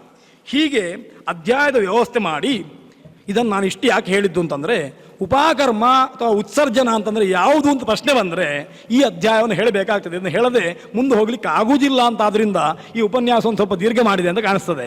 ಹಾಗಾಗಿ ಇದು ಬೇಕು. ಇದು ಆದಮೇಲೆ ಉಪಕರಣಕ್ಕೆ ಅಥವಾ ಉತ್ಸರ್ಜನಕ್ಕೆ ಸಾರ್ಥಕ್ಕೆ ಬರ್ತದೆ, ಇಲ್ಲದಿದ್ದರೆ ಸಾರ್ಥಕ್ಕೆ ಬರೋದಿಲ್ಲ. ಇದು ಇಷ್ಟು ಮುಖ್ಯ ಅಂತ ಗೊತ್ತಾಗದೆ ಹೋದರೆ ಯಾವುದನ್ನು ಉಪಕರಣ ಮಾಡೋದು, ಯಾವುದು ಉತ್ಸರ್ಜನ ಮಾಡೋದು ಅಂತ. ಇನ್ನು ಅದಾದ ಮೇಲೆ ಹೇಳ್ತಾರೆ ಅಥಾತಃ ಅಧ್ಯಾಯೋಪಕರಣಂ, ಇನ್ನು ಅಧ್ಯಾಯೋಪಕರಣವನ್ನು ಹೇಳ್ತೇನೆ ಅಂತ. ಇದಕ್ಕೆ ಅಧ್ಯಾಯೋಪಕರಣ ಅಂತಲೇ ಸೂತ್ರಕಾರ ಗರ್ಜಿದ್ದಾರೆ. ಯಾಕೆ ಅಂತಂದರೆ ಆಗ ಗುರುಗಳು ಹೇಳಿದ ಹಾಗೆ ವೇದದ ನಿತ್ಯಾಧ್ಯಯನ ಸ್ವಾಧ್ಯಾಯ ಅನ್ನುವಂಥದ್ದು ಇರ್ತದೆ, ಬ್ರಹ್ಮಯಜ್ಞ ಅನ್ನುವಂಥದ್ದು ಇರ್ತದೆ. ಉಪಕರಣ ಕಾಲದಲ್ಲೂ ಕೂಡ ಬ್ರಹ್ಮಯಜ್ಞ ಅನ್ನುವಂಥದ್ದು ಇರ್ತದೆ. ಆದರೆ ಹೊಸ ಅಧ್ಯಯನ ಇರೋದಿಲ್ಲ ಅಂತ ಅರ್ಥ. ಹೊಸ ಶಾಖೆಯನ್ನು ಅಧ್ಯಯನ ಮಾಡುವುದಿಲ್ಲ ಅಥವಾ ಹೊಸ ಅಧ್ಯಾಯಗಳನ್ನು ಅಧ್ಯಯನ ಮಾಡುವುದಿಲ್ಲ ಎನ್ನುವ ದೃಷ್ಟಿಯಿಂದ ಆ ಅಧ್ಯಯನಕ್ಕೆ ವಿರಾಮ ಇರ್ತದೆ. ಅದಕ್ಕೋಸ್ಕರ ಅಥಾತಃ ಅಧ್ಯಾಯೋಪಕರಣಂ ಅಂತ ಹೇಳಿ ಅಧ್ಯಾಯೋಪಕರಣವನ್ನು ಹೇಳ್ತಾ ಇದ್ದಾರೆ. ಅದು ಯಾವಾಗ ಮಾಡಬೇಕು ಅಂತ. ಇದು ಉಪಕರಣವನ್ನು ಹೇಳಿದ್ದು, ಉತ್ಸರ್ಜನವನ್ನು ಮೊದಲು ಹೇಳಬೇಕು, ಉಪಕರಣವನ್ನು ಮತ್ತೆ ಹೇಳಬೇಕಲ್ವಾ ಅಂತ ಪ್ರಶ್ನೆ. ಮೊದಲು ಉಪನೀತನಾದ ಒಟುವಿಗೆ ಉತ್ಸರ್ಜನ ಇಲ್ಲ, ಅವ ಉಪಕರಣ ಬಿಡುವುದು ಯಾವುದನ್ನು, ಸಾವಿತ್ರಿ ಏನು ಬಿಡಬೇಕಷ್ಟೇ, ಅದನ್ನು ಬಿಡಲಿಕ್ಕಿಲ್ಲ. ಹಾಗಾಗಿ ಉಪಕರಣವೇ ಇರುವಂಥದ್ದು. ಹಾಗಾಗಿ ಉಪಕರಣವನ್ನು ಮೊದಲು ಹೇಳಿ ಉತ್ಸರ್ಜನವನ್ನು ಮತ್ತೆ ಹೇಳ್ತಾ ಇದ್ದಾರೆ. ಇದು ಸಾಪೇಕ್ಷವಾದದ್ದು. ಉಪಕರಣ ಆದಮೇಲೆ ಉತ್ಸರ್ಜನ ಉಂಟು, ಉತ್ಸರ್ಜನ ಆದಮೇಲೆ ಉಪಕರಣ ಉಂಟು ಅಂತ ಅರ್ಥ. ಯಾವುದನ್ನು ನಾವು ತಿಳ್ಕೊಳ್ಬೋದು ಅಂತ ಅರ್ಥ. ಹೇಳುವಾಗ ಉಪಕರಣವನ್ನು ಮೊದಲು ಹೇಳಿದ್ದಾರೆ, ಉತ್ಸರ್ಜನ ಆಮೇಲೆ ಹೇಳಿದ್ದಾರೆ ಅಂತ. ಹೇಗೆ ಅಂತಂದರೆ ಕಾಲವನ್ನು ಹೇಳ್ತಾನೆ. ಓಷಧೀನಾಂ ಪ್ರಾದುರ್ಭಾವೇ ಶ್ರವಣೇನ ಶ್ರಾವಣಸ್ಯ, ಓಷಧಿಗಳು ಪ್ರಾದುರ್ಭಾವ ಆಗಬೇಕು. ಶ್ರಾವಣ ಮಾಸವನ್ನೇ ಹೇಳಿದ್ದು ಉದ್ದೇಶ ಏನು ಅಂತಂದರೆ, ಈ ಉಪಕರಣ ಮಾಡಲಿಕ್ಕೆ ವೇದವನ್ನು ಸ್ವೀಕಾರ ಮಾಡಬೇಕಾದ್ರೆ ಓಷಧಿಗಳು ಹುಟ್ಟಲಿಕ್ಕೆ ಆರಂಭ ಆಗಬೇಕು ಅಂತ ಅರ್ಥ. ಒಂದಿಷ್ಟು ಕೃಷಿ ಕೆಲಸಗಳು ಮುಗಿಬೇಕು, ಅದಾದ ಮೇಲೆ ಉಪಕರಣ ಮಾಡಲಿಕ್ಕೆ ಅಂತ. ಅಲ್ಲಿವರೆಗೆ ಲೌಕಿಕವಾದ ಕೆಲವು ಕೆಲಸಗಳದ್ದು ಬ್ರಾಹ್ಮಣನಾದವ ತೊಡಗಿಕೊಳ್ಳಬಹುದು ಅಂತ ಗೊತ್ತಾಗ್ತದೆ. ಅದಕ್ಕೋಸ್ಕರವೇ ಬೋಧಾಯನರಿಗೆ ಉತ್ಸರ್ಜನಾನಂತರದಲ್ಲಿ ಕಾಂಡಾದ್ ಪ್ರರೋಹಂತಿ ಅಂತ ಒಂದು ದೂರಾರೋಪಣವನ್ನು ವಿಧಾನ ಮಾಡಿದ್ದಾರೆ. ಕ್ಷೇತ್ರಕ್ಕೆ ಹೋಗಿ ದೂರಾರೋಪಣ ಮಾಡಬೇಕು ಅಂತ ಒಂದು ವಿಧಾನ ಮಾಡಿದ್ದುಂಟು. ಆ ದೃಷ್ಟಿಯಿಂದ ಔಷಧೀನಾಂ ಪ್ರಾದುರ್ಭಾವೆ ಅಂತ ಹೇಳಿ ಔಷಧಿಗಳು ಸರಿಯಾಗಿ ಮೇಲೆ ಬಂದಾಗ, ಫಲ ಕೊಡುವ ಹೊತ್ತು ಅಂತ ಅರ್ಥ ಅಲ್ಲ, ಅವುಗಳು ಸರಿಯಾಗಿ ಬೆಳಿಬೇಕು. ಮತ್ತು ನಾವು ನೆಟ್ಟದ್ದು ಮಾತ್ರ ಅಲ್ಲ, ಸರಿಯಾಗಿ ಮಳೆ ಬಂದು, ಈ ಜ್ಯೇಷ್ಠ ಮಾಸದಲ್ಲಿ ಸಾಮಾನ್ಯ ಬಿಸಿಲಿರ್ತದೆ, ಆಷಾಢಕ್ಕಾಗುವಾಗ ಮಳೆ ಆರಂಭ ಆಗ್ತದೆ. ಆಷಾಢ ಆರಂಭದಲ್ಲಿ ಅದಕ್ಕಿಂತ ಜ್ಯೇಷ್ಠದ ಅಂತ್ಯದಲ್ಲೂ ಮಳೆ ಬರ್ಬೋದು ಕೆಲವು ಕಡೆಯಲ್ಲಿ. ಅಂತೂ ಆಷಾಢ ಮಾಸ ಪೂರ್ಣವಾಗಿ ಮಳೆ ಇರ್ತದೆ. ಆಮೇಲೆ ಮತ್ತೆ ಶ್ರಾವಣ ಬರುವಂಥದ್ದು. ಆ ಹೊತ್ತಿಗೆ ಮಳೆ ಬಂದು ಭೂಮಿ ಹಸನಾಗಿ ಒಂದಷ್ಟು ಔಷಧಿಗಳೆಲ್ಲವೂ ಕೂಡ ಮೇಲೆ ಎದ್ದಿರ್ತದೆ. ಅವುಗಳು ಮತ್ತೆ ಒಂದು 3-4 ತಿಂಗಳು ಮಾತ್ರ ಇರುವಂಥದ್ದು, ಮತ್ತೆ ಪುನಃ ಅವುಗಳು ಬಿದ್ದು ಹೋಗ್ತವೆ. ಹಾಗಾಗಿ ಔಷಧಿಗಳ ಪ್ರಾದುರ್ಭಾವದಲ್ಲಿ ಶ್ರಾವಣ ಮಾಸದಲ್ಲಿ ಉಪಕರ್ಮವನ್ನು ಮಾಡಬೇಕು ಅಂತ ಗೊತ್ತಾಗ್ತದೆ. ಪಂಚಮ್ಯ ಹಸ್ತೇನವ, ಮುಂದೆ ವಿಕಲ್ಪವಾಗಿ ದಿವಸ ಹೇಳ್ತಾ ಋಗ್ವೇದಿಗಳಿಗೆ ಪ್ರಧಾನವಾಗಿ, ನಾನು ಆಶ್ವಲಾಯನ ಸೂತ್ರವನ್ನು ಹೇಳ್ತಾ ಇರೋದ್ರಿಂದ ಋಗ್ವೇದಿಗಳಿಗೆ ಗೊತ್ತಾಗ್ತದೆ. ಶ್ರಾವಣ ಮಾಸದಲ್ಲಿ ಶ್ರವಣ ನಕ್ಷತ್ರದ ದಿವಸ, ಶ್ರವಣಯನ ಅಂತ ಹೇಳಿದ್ರಿಂದ ನಕ್ಷತ್ರದಿಂದ ಅಂತ ಅರ್ಥ ಆಗ್ತದೆ. ಹಾಗಾಗಿ ಶ್ರಾವಣಸ್ಯ ಶ್ರವಣಯನ ಅಂತ ಹೇಳಿದ್ದಾರೆ. ಶ್ರಾವಣ ಮಾಸದ ಶ್ರವಣ ನಕ್ಷತ್ರ ಹುಣ್ಣಿಮೆಯ ಅತಿಥ್ಯ ಬರ್ತದದು. ಸಾಮಾನ್ಯವಾಗಿ ಮಾಸಗಳಲ್ಲಿ ಪೂರ್ಣಿಮೆಯ ದಿವಸ ಆ ನಕ್ಷತ್ರ ಇರ್ತದೆ ಅಂತ ನಿಯಮ, ಸ್ವಲ್ಪ ಹೆಚ್ಚು ಕಮ್ಮಿ ಆಗ್ತದೆ. ಅಂತೂ ಶ್ರವಣ ನಕ್ಷತ್ರಕ್ಕೆ ಉಪಕರ್ಮ ಮಾಡಬೇಕು. ಶ್ರವಣ ನಕ್ಷತ್ರ ಅದು ಅದಕ್ಕೆ ಅದು ಯುದ್ಧ ಆಗಬಾರ್ದು ಅಂತ ಉಂಟು. ಧನಿಷ್ಠ ಯುದ್ಧ ಆದರೆ ಆಗ್ತದೆ, ಮುಂದೆ ಬಂದವರು ತೀರ್ಮಾನ ಮಾಡಿದ್ದಾರೆ. ಉತ್ತರಾಷಾಢ ಯುದ್ಧ ಆದರೆ ಅದನ್ನು ತ್ಯಾಗ ಮಾಡಬೇಕು ಅಂತ ವಿಧಾನ ಉಂಟು. ಹಾಗಾಗಿ ಉತ್ತರಾಷಾಢ ನಕ್ಷತ್ರದ ಯೋಗ ಶ್ರವಣಕ್ಕಿರಬಾರ್ದು. ಶ್ರವಣ ನಕ್ಷತ್ರ ಎನ್ನುವಂಥದ್ದು ಉತ್ತರಾಷಾಢ ಯುದ್ಧ ಆಗಬಾರ್ದು. ಹಾಗಾಗಿ ಧನಿಷ್ಠ ಯುದ್ಧ ಆದರೂ ತೊಂದರೆ ಇಲ್ಲ, ಅಂತಹ ಶ್ರವಣ ನಕ್ಷತ್ರ ಸಿಗಬೇಕು. ಅಕಸ್ಮಾತ್ ಉತ್ತರಾಷಾಢ ಯುದ್ಧವಾಗಿ ಶ್ರವಣ ನಕ್ಷತ್ರ ಸಿಕ್ಕಿತು ಅಂತ ಆದರೆ ಅಂಥ ಸಂದರ್ಭದಲ್ಲಿ ಪಂಚಮ್ಯಾಂ ಹಸ್ತೇನವ, ಹಸ್ತ ನಕ್ಷತ್ರಯುಕ್ತವಾದ ಪಂಚಮಿಯ ದಿವಸವೂ ಕೂಡ ಮಾಡಬಹುದು ಅಂತ ಹೇಳಿ ಉಪಕರ್ಮವನ್ನು ವಿಧಾನ ಮಾಡಿದ್ದಾರೆ. ಮತ್ತು ಅದು ಹೇಗೆ ಮಾಡಬೇಕು ಎನ್ನುವುದಕ್ಕೆ ಆಜ್ಯ ಭಾಗವು ಹುತ್ವ ಆಜ್ಯಾಹುತಿರ್ಜುಹುಯಾತ್ ಸಾವಿತ್ರ್ಯೈ ಬ್ರಹ್ಮಣೇ ಶ್ರದ್ಧಾಯೈ ಮೇಧಾಯೈ ಪ್ರಜ್ಞಾಯೈ ಧಾರಣಾಯೈ ಸಹಸಸ್ಪತಯೇ ಅನುಮತಯೇ ಛಂದೋಭ್ಯ ಋಷಿಭ್ಯಶ್ಚೇತಿ. ಹೋಮವನ್ನು ಮಾಡಿ ಇಷ್ಟು ಜನಗಳಿಗೆ ಆಜ್ಯಾಹುತಿರ್ ಜುಹುಯಾತ್ ಅಂತ ದೇವತೆಗಳಿಗೆ ಆಜ್ಯಾಹುತಿಯನ್ನು ಹೇಳಿದ್ದಾರೆ. ಅದನ್ನು ನಾವು ಪ್ರಯೋಗದಲ್ಲಿ ಇವತ್ತು ಮಾಡ್ತೇವೆ. ಸಾವಿತ್ರಿ, ಬ್ರಹ್ಮ, ಶ್ರದ್ಧಾ, ಮೇಧಾ, ಪ್ರಜ್ಞಾ, ಧಾರಣ, ಸಹಸ್ಪತಿ, ಅನುಮತಿ ಮತ್ತು ಛಂದಸ್ಸು, ಋಷಿಗಳು ಅಂತ ಹೀಗೆ 9 ಮಂತ್ರಗಳಿಂದ ಛಂದೋಭ್ಯ ಋಷಿಭ್ಯಶ್ಚೇತಿ ಅಂತ 9 ಮಂತ್ರಗಳಿಂದ ಹೋಮವನ್ನು ಮಾಡಬೇಕು. ಆಮೇಲೆ ಅಥವಾ ದಧಿಸಕ್ತು ಉಂಜುಹೋತಿ, ಆಮೇಲೆ ಪ್ರಧಾನ ಹೋಮವನ್ನು ಹೇಳಿದ್ದಾರೆ. ದಧಿಸಕ್ತುವಿನಿಂದ ಹೋಮ ಮಾಡಬೇಕು ಅಂತ. ಮೊಸರನ್ನು ಸಕ್ತುವಿಗೆ ಮಿಶ್ರ ಮಾಡಿ ಆ ದ್ರವ್ಯದಿಂದ ಹೋಮ ಮಾಡಬೇಕು. ಆ ಹೋಮಕ್ಕೆ ಮಂತ್ರ ಹೇಳುವಾಗ ಅಗ್ನಿಮೇಳೆ ಪುರೋಹಿತ ಮೈತ್ಯೇಕ, ವೇದದ ಆರಂಭ ಮಂತ್ರಗಳಿಂದ ಹೋಮ ಮಾಡಬೇಕು. ಪ್ರತಿಯೊಂದು ಮಂಡಲದ ಮೊದಲ ರಿಕ್ ಮತ್ತು ಕೊನೆಯ ರಿಕ್ಕಿಗೆ ಹೋಮ ಮಾಡಲಿಕ್ಕೆ ವಿಧಾನ ಮಾಡಿದ್ದಾರೆ. ಕುಶುಂಬಕಸ್ತದ ಬ್ರವೀತ್ ಆವದಂ ಶಕುನೆ ಭದ್ರಮಾವದ ಗೃಣಾನಾಜಮಜ್ಞನ ಧಾಮಂತೆ ವಿಶ್ವಂ ಅಂತ ಈ ಮಂತ್ರಗಳ ಪ್ರತೀಕವನ್ನು ಸ್ವೀಕಾರ ಮಾಡ್ತಾ ಹೋಗಿದ್ದಾರೆ. ಈ ಮಂಡಲದ ಆದಿ ಮಂತ್ರಗಳನ್ನು ಮತ್ತು ಕೊನೆಯ ಮಂತ್ರಗಳಿಂದಲೂ ಹೋಮ ಮಾಡಬೇಕು. ಸಮಾನೀವ ಆಕೂರ್ತಿ ಇತ್ಯೇಕ, ಎಲ್ಲಿವರೆಗೆ ಅಂದರೆ ಸಮಾನೀವ ಆಕೂತಿ ಎನ್ನುವ ಮಂತ್ರದವರೆಗೆ ಹೋಮ ಮಾಡಬೇಕು ಅಂತ ಹೇಳಿ ತಚ್ಚಂಯೋರಾವಣಿ ಮಹೆ ಇತ್ಯೇಕ ಅಂತ ಸೂತ್ರಕಾರರು 2 ಶಾಖೆಯವರಿಗೂ ವಿಧಾನ ಮಾಡಿದ್ದಾರೆ. ಋಗ್ವೇದಕ್ಕೆ 2 ಶಾಖೆ, ಶಾಕಲ ಮತ್ತು ಭಾಷ್ಕಲ ಅಂತ. ಶಾಕಲ ಶಾಖೆಯಲ್ಲಿ ಸಮಾನೀವ ಆಕೂತಿ ಅಂತ ವೇದ ಮುಗೀತದೆ. ಭಾಷ್ಕಲ ಶಾಖೆಯವರಿಗೆ ತಚ್ಚಯ್ಯೋರಾವಣಿ ಮಹೆ ಅಂತ ಮುಗೀತದೆ. ಅದಕ್ಕೋಸ್ಕರ ಶಾಕಲ ಶಾಖೆಯವರು ಅಂತಾದರೆ ಸಮಾನೀವ ಆಕೂತಿ ಎನ್ನುವ ಮಂತ್ರವನ್ನು ಕೊನೆಯಾಗಿರುವ ಹಾಗೆ ಮುಗಿಸಬೇಕು. ಭಾಷ್ಕಲ ಶಾಖೆಯವರು ತಚ್ಚಯ್ಯೋರಾವಣಿ ಮಹೆ ಅಂತ ಆ ಮಂತ್ರದಿಂದ ಕೊನೆಯ ಹೋಮವನ್ನು ಮಾಡಿ ಇಷ್ಟು ಹೋಮವನ್ನು ಮಾಡಬೇಕು. ಅಧ್ಯೇಶ್ಯಮಾಣ ಅಧ್ಯಾಪ್ಯೈ ಅನ್ವಾರಬ್ಧ ಏತಾಭ್ಯ ದೇವತಾಭ್ಯ ಹುತ್ವ ಸವಿಷ್ಟಕೃತಂ ಹುತ್ವ ದಜಿಸಕ್ತೂನ್ ಪ್ರಾಶ್ಯ ತಥೋ ಮಾರ್ಜನಂ. ಈ ಉಪಕರ್ಮವನ್ನು ಹೇಳುವಾಗ ಒಂದು ಸಂಶಯ, ಪ್ರತಿಯೊಬ್ಬನೂ ಮನೆಯಲ್ಲಿ ಮಾಡಬೇಕೋ ಅಥವಾ ಇನ್ನೊಬ್ಬರ ಒಟ್ಟಿಗೆ ಸೇರಿ ಮಾಡ್ಬೋದೋ ಅಂತ. ಅದಕ್ಕೆ 2ಕ್ಕೂ ವ್ಯವಸ್ಥೆ ಉಂಟು. ಪ್ರತಿಯೊಬ್ಬ ಗೃಹಸ್ಥನೂ ಮನೆಯಲ್ಲಿ ಶಿಷ್ಯರಿದ್ದರೆ ಅಥವಾ ತಾನೇ ಮಾಡುವುದಾದರೆ ಉಪಕರ್ಮವನ್ನು ಮನೆಯಲ್ಲಿ ಮಾಡಿಕೊಳ್ಬೋದು. ಅಥವಾ ಗುರೂಪಸತ್ಯ ಮಾಡಿ ಗುರುಗಳು ಎಲ್ಲಿದ್ದಾರೋ ಅಲ್ಲಿಗೆ ಹೋಗಿ ಗುರುಗಳ ಸಾನ್ನಿಧ್ಯದಲ್ಲಿ ತಾನು ಶಿಷ್ಯನಾಗಿ ಕೂತ್ಕೊಂಡು ಹೋಮಾದಿಗಳೆಲ್ಲ ಒಂದೇ ಸಾಕಾಗುತ್ತದೆ. ಅವರೊಟ್ಟಿಗೆ ಉಪಕರ್ಮವನ್ನು ಆಚರಿಸಿ ಈ ಅಧ್ಯಯನವನ್ನು ಆರಂಭ ಮಾಡ್ಬೋದು. ಹಾಗಾಗಿ ಶಿಷ್ಯೈ ಅನ್ವಾರಬ್ಧ ಅಂತ ಹೇಳಿದ್ದು. ಅಧ್ಯೇಶ್ಯಮಾಣ ಅಧ್ಯಾಪ್ಯೈ ಅನ್ವಾರಬ್ಧ, ತಾನು ಅಧ್ಯಯನ ಮಾಡುವ ಅಂತಾದರೆ ತಾನೇ ಮಾಡಿಕೊಳ್ಬೋದು. ಇನ್ನು ಅಧ್ಯಯನ ಮಾಡಿಸುವ ಅಂತಾಗಿದ್ದರೆ ಒಂದಷ್ಟು ಶಿಷ್ಯರನ್ನಿಟ್ಟುಕೊಂಡು ಅವರಿಗೆ ಅಧ್ಯಯನ ಮಾಡಿಸ್ತೇನೆ ಅನ್ನುವ ಗುರುಕುಲ ಪದ್ಧತಿಯಲ್ಲಿರುವ ಆಚಾರ್ಯ ಅಂತಾಗಿದ್ದರೆ, ಕುಲಪತಿ ಅಂತಾಗಿದ್ದರೆ ಆತ ತಾನು ಅಧ್ಯಯನ ಮಾಡಿಸುವ ವಿದ್ಯಾರ್ಥಿಗಳನ್ನೆಲ್ಲ ಸೇರಿಸಿಕೊಂಡು ಅವರೆಲ್ಲರೂ ತನ್ನನ್ನು ಮುಟ್ಟುಕೊಂಡಿರುವಾಗ ಅನ್ವಾರಬ್ಧ ಅಂತ ಹೇಳಿದ್ದಾರೆ, ಅವರನ್ನು ಸ್ಪರ್ಶ ಮಾಡಬೇಕು. ಹಾಗೆ ಮಾಡಿಯೇ ಈ ಹೋಮಾದಿಗಳನ್ನು ಮಾಡಬೇಕು. ಇವತ್ತು ಉಪಕರ್ಮದಲ್ಲೆಲ್ಲ 2 ಸಲ ದರ್ಬೆ ಕೊಟ್ಟು ಮುಟ್ಟಿಕೊಳ್ಳಿ ಅನ್ವಾರಂಭ ಮಾಡಿ ಅಂತ ಹೇಳುವ ವ್ಯವಸ್ಥೆ ಉಂಟು. ಅದಕ್ಕೆ ಕಾರಣ ಹಾಗೆ ಅನ್ವಾರಂಭ ಮಾಡಿಕೊಂಡು ಈ ಎಲ್ಲ ದೇವತೆಗಳಿಗೆ ಹೋಮವನ್ನು ದಜಿಸಕ್ತುವಿನಿಂದ ಹೋಮವನ್ನು ಮಾಡಿ ಶಿಷ್ಟಕೃತ ಹೋಮವನ್ನು ಮುಗಿಸಿ ದಧಿಶಕ್ತುಗಳನ್ನು ಪ್ರಾಶನ ಮಾಡಿ ಆಮೇಲೆ ಮಾರ್ಜನವನ್ನು ಮಾಡಿಕೊಳ್ಳಬೇಕು ಅಂತ. ಈ ಮಾರ್ಜನ ಎನ್ನುವಂಥದ್ದು ಅಪರೇಣಾಗ್ನಿಂ ಪ್ರಾಕ್ಕೂಲೇಶು ದರ್ಭೇಶು ಉಪವಿಶ್ಯ ಉದಪಾತ್ರೇ ದರ್ಭಾನ್ ಕೃತ್ವ ಬ್ರಹ್ಮಾಂಜಲಿ ಕೃತ ಜಪೇತ್. ಅಗ್ನಿಯ ಉತ್ತರ ದಿಕ್ಕಿನಲ್ಲಿ ಪ್ರಾಕ್ಕೂಲೇಶು ದರ್ಭೇಶು ಉಪವಿಶ್ಯ ಉದಪಾತ್ರೇ ದರ್ಭಾನ್ ಕೃತ್ವ, ಆಮೇಲೆ ಮತ್ತೆ ಮಾರ್ಜನ ಆದಮೇಲೆ ಪುನಃ ಸ್ವಾಧ್ಯಾಯ ಮಾಡಬೇಕು, ಬ್ರಹ್ಮಯಜ್ಞವನ್ನು ಮಾಡಬೇಕು. ಆ ಮಾರ್ಜನಕ್ಕೆ ವಿಧಾನ ಹೇಳಿದ್ದು ಪರಿಸ್ತರಣದ ಕೆಳಭಾಗದಲ್ಲಿ ಅಂಜಲಿಯನ್ನು ಇಟ್ಟುಕೊಂಡು ಅದಕ್ಕೆ ತೀರ್ಥವನ್ನು ನೀರನ್ನು ಹಾಕಿ ಅದರಿಂದ ಮಾರ್ಜನ ಮಾಡಿಕೊಳ್ಬೇಕು ಅಂತ. ಶಿಷ್ಯರಿಗೂ ಮಾರ್ಜನ ಮಾಡಬೇಕು. ಇದಾದ ಮೇಲೆ ಅಪರೇಣಾಗ್ನಿಂ ಪ್ರಾಕ್ಕೂಲೇಶು ದರ್ಭೇಶು ಭವಿಷ್ಯ, ಮತ್ತೆ ಪುನಃ ಪೂರ್ವಾಗ್ರವಾದ ದರ್ಭೆಗಳನ್ನು ಹಾಸಿ ಆ ದರ್ಭೆಯ ಮೇಲೆ ಕುಳಿತುಕೊಂಡು ಉದಪಾತ್ರೆ ದರ್ಭಾನ್ ಕೃತ್ವ ಬ್ರಹ್ಮಾಂಜಲಿ ಕೃತ ಜಪೇತ್. ಎಲ್ಲರೂ ಕೂಡ ಮತ್ತೆ ಪುನಃ ಜಲಪಾತ್ರೆಯಲ್ಲಿ ದರ್ಭೆಯನ್ನಿಟ್ಟು ಬ್ರಹ್ಮಾಂಜಲಿಯನ್ನು ಮಾಡಿಕೊಂಡು ಈ ಮಂತ್ರಗಳನ್ನು ಜಪಿಸಬೇಕು. ಯಾವುದನ್ನು ಅಂತಂದರೆ ಓಂ ಪೂರ್ವಾಹ ಸಾವಿತ್ರೀ, ಪ್ರಣವಪೂರ್ವಕವಾದ ಸಾವಿತ್ರಿಯನ್ನು, ವ್ಯಾಹೃತೀ ಸಾವಿತ್ರೀಂಚ ತಿರಭ್ಯಸ್ಯ ವೇದಾದಿಮಾರಭೇತ್. ಪ್ರಣವಪೂರ್ವಕವಾಗಿ ವ್ಯಾಹೃತಿಗಳನ್ನು ಹೇಳಬೇಕು, ಸಾವಿತ್ರಿಯನ್ನು ಹೇಳಬೇಕು. ಅದು 3 ಬಾರಿ ಹೇಳಬೇಕು ಅಂತ ಅರ್ಥ. ಅದನ್ನು ಪಚ್ಚಃ ಅರ್ಧರ್ಚಃ ಪೂರ್ಣವಾಗಿ ಅಂತ ಹೀಗೆ ವಿಭಾಗ ಮಾಡಿದ್ದಾರೆ.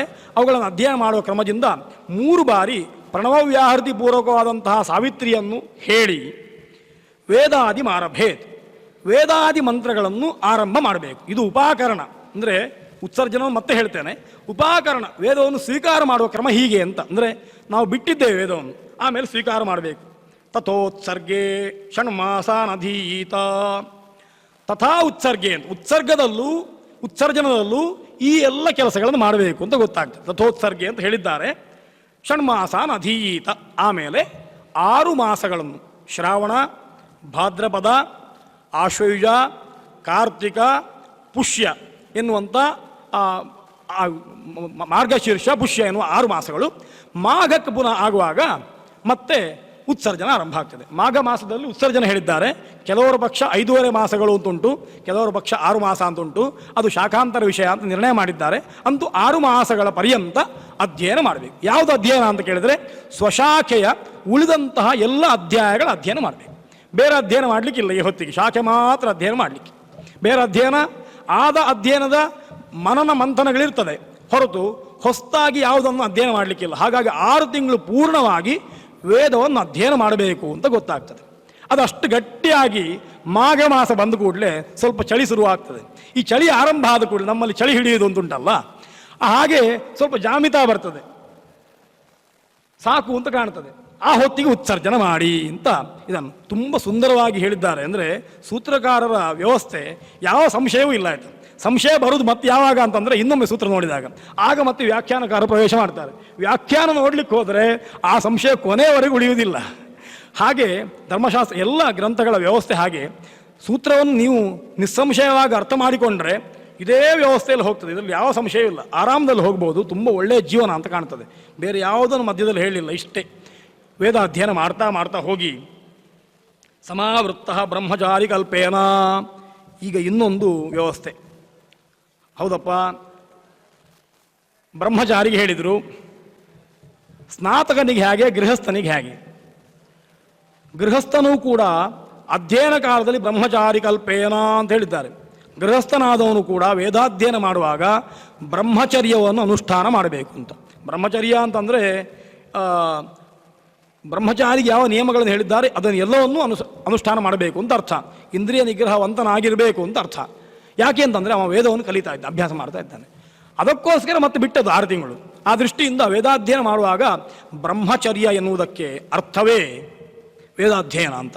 ನಾವು ಬ್ರಹ್ಮಚರ್ಯ ಅಂತಂದರೆ ಹೆಂಡತಿ ಒಟ್ಟಿಗೆ ಮಲ್ಕೊಳ್ಳದೆ ಇರುವಂಥದ್ದು ಅಂತ ಇವತ್ತು ಅರ್ಥ ಮಾಡಿದ್ದೇವೆ. ಅವ ಬ್ರಹ್ಮಚಾರಿ ಅಂತಂದ್ರೆ ಮದುವೆ ಆಗಲಿಲ್ಲ ಅಂತ ಅರ್ಥ. ಮದುವೆ ಆಗಿಯೂ ಬ್ರಹ್ಮಚಾರಿ ಅಂತಂದ್ರೆ ಹೆಂಡತಿ ಊರಲ್ಲಿಲ್ಲ ಅಂತ ಅರ್ಥ. ಆ ರೀತಿಯ ಅರ್ಥವನ್ನು ನಾವು ಲೌಕಿಕರು ಮಾಡಿಕೊಂಡಿದ್ದೇವೆ. ರಾಮಾಯಣ ಅಂತಂದರೆ ರಗಳೆ ಅಂತ ಅರ್ಥ ಮಾಡಿದ ಹಾಗೆ. ಅಂದರೆ ಕೆಲವು ಶಬ್ದಗಳು ತುಂಬ ಅದ್ಭುತವಾದ, ತುಂಬ ಅರ್ಥವತ್ತಾದ ಶಬ್ದಗಳನ್ನು ನಾವೇ ಅರ್ಥಹೀನವಾಗಿ ಬಳಸ್ತಾ ಇದ್ದೇವೆ ಎನ್ನುವ ಮಟ್ಟಕ್ಕೆ ನಾವು ಬಂದಿದ್ದೇವೆ. ಬ್ರಹ್ಮಚರ್ಯ ಅಂತಂದರೆ ವೇದವ್ರತದಲ್ಲಿದ್ದಾನೆ ಅಂತ ಅರ್ಥ. ನಿರಂತರ ವೇದಾಧ್ಯಯನ ಮಾಡ್ತಾ ಇದ್ದಾನೆ. ಆ ಗೃಹಸ್ಥನನ್ನು ಬ್ರಹ್ಮಚಾರಿ ಅಂತ ಶಾಸ್ತ್ರ ಕರೀತದೆ. ಅಂದರೆ ಬ್ರಹ್ಮಚರತಿ, ಬ್ರಹ್ಮವನ್ನೇ ನಿರಂತರ ಆಗಿ ಉಪಾಸನೆ ಮಾಡ್ತಾ ಇದ್ದಾನೆ ಅಂತ ಅರ್ಥ.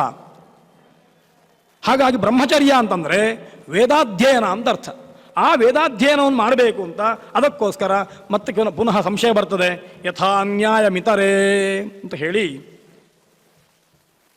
ಜಾಯ ಉಪೇಯ ಇತ್ಯೇಕೆ ಸೂತ್ರಕಾರ್ಯ ಆ ಕಾಲದಲ್ಲಿಯೇ ಮತಭೇದಗಳಿದ್ದದ್ದು ಗೊತ್ತಾಗ್ತದೆ. ಯಥಾ ನ್ಯಾಯಮಿತರೆ ಜಾಯ ಉಪೇಯ ಇತ್ಯೇಕೆ.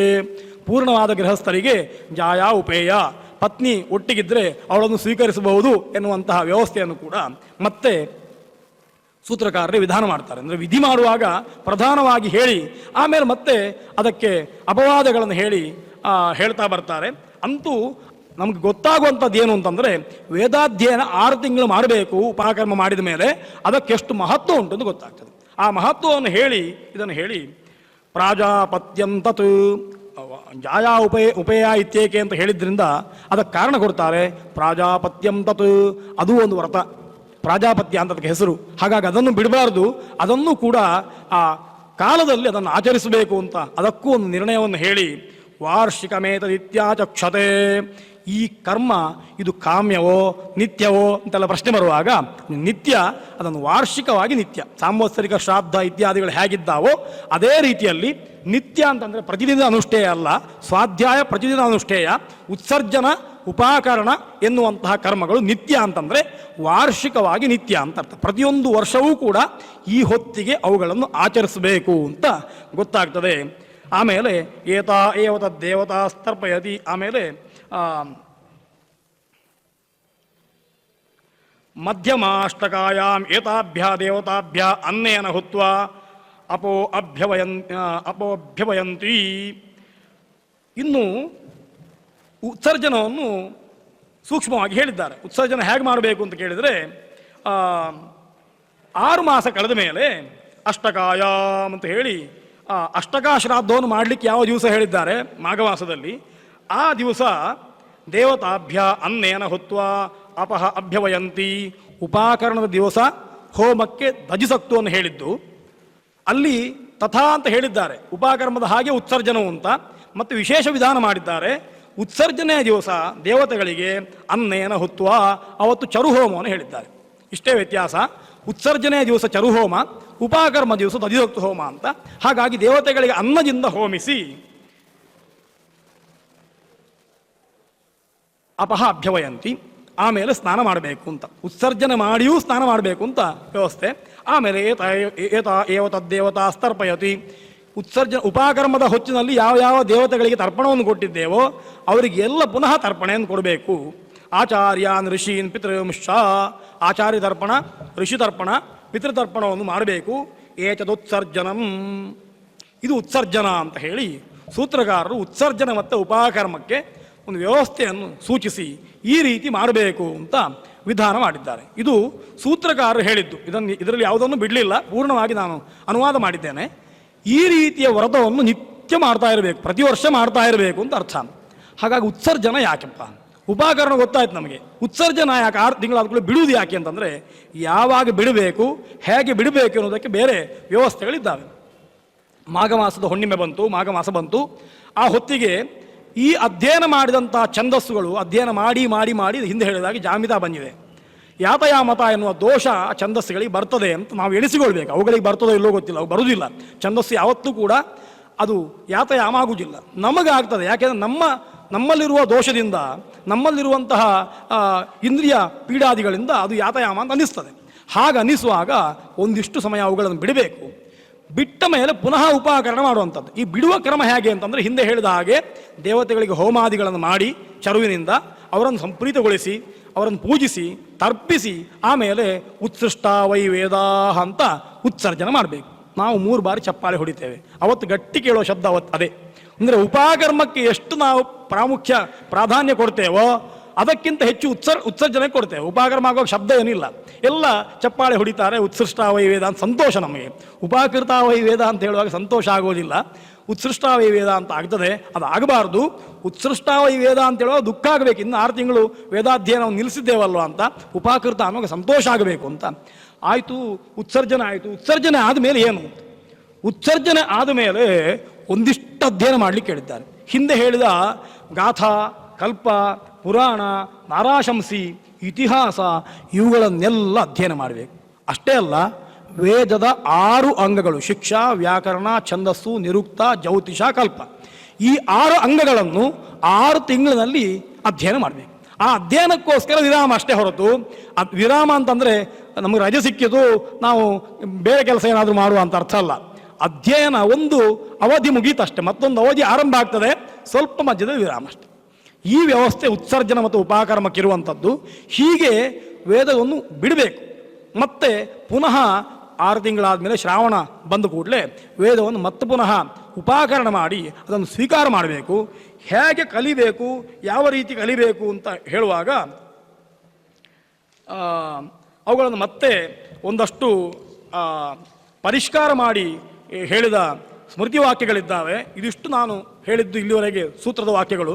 ಸ್ಮೃತಿ ವಾಕ್ಯಗಳನ್ನು ಹೇಳ್ತಾ ಮತ್ತೆ ಪುನಃ ಅದನ್ನು ಒಂದಿಷ್ಟು ಪರಿಷ್ಕಾರ ಮಾಡ್ತಾ ಬರುವ. ಅಧ್ಯಾಯೋತ್ಸರ್ಜನಂ ಮಾಘ್ಯಾಂ ಪೌರ್ಣಮಾಸ್ಯಾಂ ವಿಧೀಯತೆ ಅತ ಆರಭ್ಯ ಷಣ್ಮಾಸಾನ್ ಷಡಂಗಾನಿ ವಿಧೀಯತೆ. ಷಡಂಗಾನಿ ವಿಧೀಯತೆ ಅಂತ ಹೇಳಿದ್ದಾರೆ, ಬಹುವಚನ ಇಟ್ಟುಕೊಳ್ಬೇಕು, ವಿಧೀಯಂತೆ ಅಂತ. ಅಧ್ಯಾಯೋತ್ಸರ್ಜನಂ ಮಾಘ್ಯಾಂ ಪೌರ್ಣಮಾಸ್ಯಾಂ ವಿಧೀಯತೆ. ಮಾಘ ಪೌರ್ಣಮಾಸದಲ್ಲಿ ಅಧ್ಯಾಯೋತ್ಸರ್ಜನ ಹೇಳಲ್ಪಟ್ಟಿದೆ. ಆಮೇಲೆ ಮತ್ತೆ 6 ತಿಂಗಳು ಏನು ಮಾಡಬೇಕು? ಅತ ಆರಭ್ಯ ಷಣ್ಮಾಸ. ಈ 6 ತಿಂಗಳು ಏನು ಮಾಡಬೇಕು ಅಂತ ಕೇಳಿದರೆ ಷಡಂಗಾನಿ ವಿಧೀಯತೆ, 6 ಅಂಗಗಳು ಹೇಳಲ್ಪಟ್ಟಿದ್ದಾವೆ. ಶಿಕ್ಷಾ, ವ್ಯಾಕರಣಾದಿಗಳು, ಅವುಗಳನ್ನು ಅಧ್ಯಯನ ಮಾಡಬೇಕು ಅಂತ ಅರ್ಥ.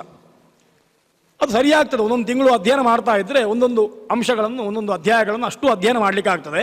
ಹೀಗೆ ಯಾವ ಜೀವ ಅಧ್ಯಯನ ಅಂತ ಇನ್ನೊಂದು ಸಂಶಯ ಬರ್ತದೆ, ಎಷ್ಟು ವರ್ಷ ಉಪಕರ್ಮ ಮಾಡಬೇಕು, ಎಷ್ಟು ವರ್ಷ ಉತ್ಸರ್ಜನೆ ಮಾಡಬಹುದು ಅಂತ. ಇದಕ್ಕೆ ವರ್ಷದ ಮಿತಿ ಇಲ್ಲ. ಯಾವಜ್ಜಿಯೋ ಮಾಡಬೇಕು. ಎಲ್ಲಿಯವರೆಗೆ ಸಾವಿತ್ರಿಯನ್ನು ಜಪ ಮಾಡ್ತಾನೋ, ಎಲ್ಲಿಯವರೆಗೆ ಬ್ರಹ್ಮಯಜ್ಞವನ್ನು ಮಾಡ್ತಾನೋ, ಎಲ್ಲಿಯವರೆಗೆ ಗಾರ್ಹಸ್ಥ್ಯವನ್ನು ಅನುಷ್ಠಾನ ಮಾಡ್ತಾನೋ ಅಲ್ಲಿಯವರೆಗೆ ಮಾಡಬೇಕು, ಕೊನೆಯವರೆಗೆ ಮಾಡಬೇಕು ಅಂತ ಅರ್ಥ. ಬಿಡಲಿಕ್ಕೆ ಇಲ್ಲ. ಕೆಲವರು ಕೇಳೋದುಂಟು, ನಿಮ್ಗೆ ಕಷ್ಟ ಆಗೋದಿಲ್ವಾ ಯಾವತ್ತೂ ಜನಿವಾರ ಹೆಗಲ ಮೇಲೆ ಇದ್ದರೆ ಅಂತ. ಇದ್ದವ್ರಿಗೆ ಕಷ್ಟ ಆಗೋದಿಲ್ಲ, ಇಲ್ಲದವ್ರಿಗೆ ಕಷ್ಟ ಆಗ್ತದೆ ಅಷ್ಟೇ. ಹಾಗಾಗಿ ವೇದಾಧ್ಯಯನವನ್ನು ಬಿಡ್ಲಿಕ್ಕೆ ಕಷ್ಟ ಆಗೋದಿಲ್ವ ಅಂತ ಕೇಳಿದ್ರೆ ಅದು ಕಷ್ಟ ಅಲ್ಲ. ಒಮ್ಮೆ ಸ್ವೀಕಾರ ಮಾಡಿದರೆ, ಅದು ಅಭ್ಯಾಸ ಆದರೆ ಅದು ಇಲ್ಲದೆ ಬದುಕಲಿಕ್ಕಾಗುವುದಿಲ್ಲ ಅನ್ನೋ ಪರಿಸ್ಥಿತಿ ಬರ್ತದೆ. ಈ ಕುಡಿಯುವವರೆಗೆ ಒಮ್ಮೆ ಕುಡಿದ್ರೆ ಮತ್ತೆ ಕುಡಿಯದೆ ನಿದ್ದೆ ಬರುವುದಿಲ್ಲ ಹೇಗೋ ಹಾಗೆ ವೇದಾಧ್ಯಯನ ಮಾಡಿದರೆ, ವೇದದ ಅಮೃತಪಾನ ಮಾಡಿದರೆ ಮತ್ತೆ ಅದು ಇಲ್ಲದೆ ಒಂದು ದಿವಸವೂ ಬದುಕುವುದಿಲ್ಲ ಎನ್ನುವಂಥ ಸ್ಥಿತಿ ವೈದಿಕನಿಗೆ ಬರುವ ದಿವಸ ಭಾರತ ಉದ್ಧಾರ ಆಗ್ತದೆ. ಹಾಗಾಗಿ ಅದಾಗಬೇಕು ಅಂತ ಅರ್ಥ. ನಿತ್ಯ ವೇದಾಧ್ಯಯನ ಆಗಬೇಕು. ನಿತ್ಯ ವೇದಾಧ್ಯಯನ ನಿಲ್ಲಿಸಿದ್ರೆ ಬೇಸರ ಆಗಬೇಕು.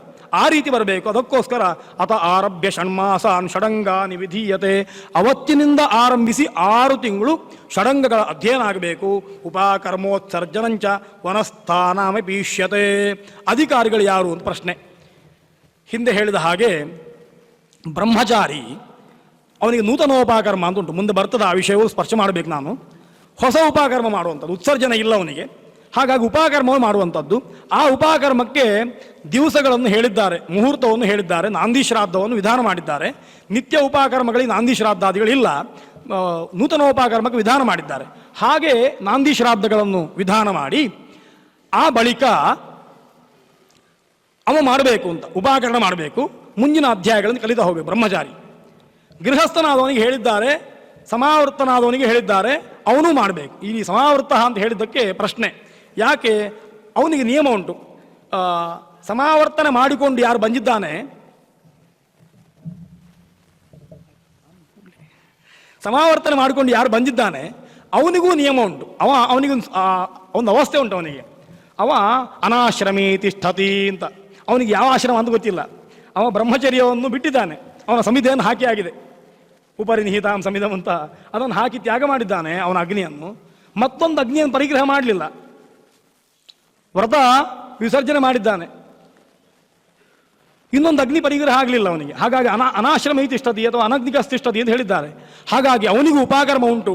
ಉಪಕರ್ಮವನ್ನು ನಾವು ಮಾಡಿಕೊಳ್ಬೇಕು, ಅದು ಬಿಡ್ಲಿಕ್ಕಿಲ್ಲ, ಸ್ವಾಧ್ಯಾಯ ಬಿಡ್ಲಿಕ್ಕಿಲ್ಲ. ಹಾಗಾಗಿ ನಮ್ಮಲ್ಲಿ ಬಂದದ್ದು ಸಮಾವರ್ತನೆ ಮಾಡಿ ಹೆಚ್ಚು ದಿವಸ ಸುಮ್ಮನೆ ಕೂತ್ಕೊಳ್ಳೋದು ಬೇಡ ಅಂತ ಹೇಳಿ ವಿವಾಹದ ಹಿಂದಿನ ದಿವಸವೇ ಸಮಾವರ್ತನೆ ಮಾಡುವಂಥದ್ದು. ಅದರ ಬಗ್ಗೆ ವಿಚಾರ ಮಾಡಬೇಕು. ಅಂದರೆ ತುಂಬ ವಿಮರ್ಶೆಗಳು ಬಂದಿದೆ. ಒಂದೇ ನಾಂದಿ ಶ್ರಾದ್ದ ಸಾಕಾಗುವುದಿಲ್ಲ ಅಂತ, ವಿವಾಹಕ್ಕೆ ಬೇರೆ ನಾಂದಿ ಆಗಬೇಕು, ಸಮಾವರ್ತನೆಗೆ ಬೇರೆ ನಾಂದಿ ಆಗಬೇಕು ಅಂತ. ಅದು ಮತ್ತೊಂದು ಗೋಷ್ಠಿಯ ವಿಷಯ, ಆದ್ದರಿಂದ ಅದನ್ನು ಬಿಡ್ತೇನೆ.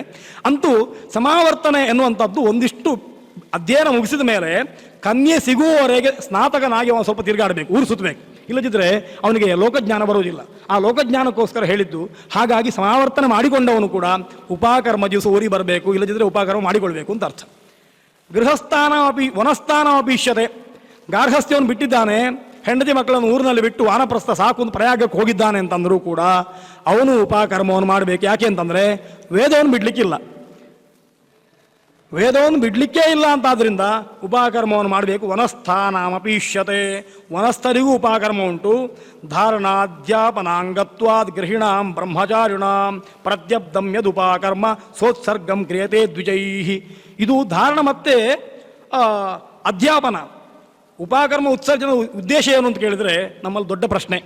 ನಾವು ವೇದಾಧ್ಯಯನವೂ ಮಾಡುವುದಿಲ್ಲ, ವೇದ ಅಧ್ಯಾಪನವೂ ಮಾಡುವುದಿಲ್ಲ. ನೀವು ಹೇಳಿದ್ದೀರಿ ಉಪಕರ್ಮ ಎನ್ನುವಂಥದ್ದು ಧಾರಣೆ ಮಾಡುವವರಿಗೆ, ಅಧ್ಯಾಪನ ಮಾಡುವವರಿಗೆ ಹೇಳಿದ್ದು.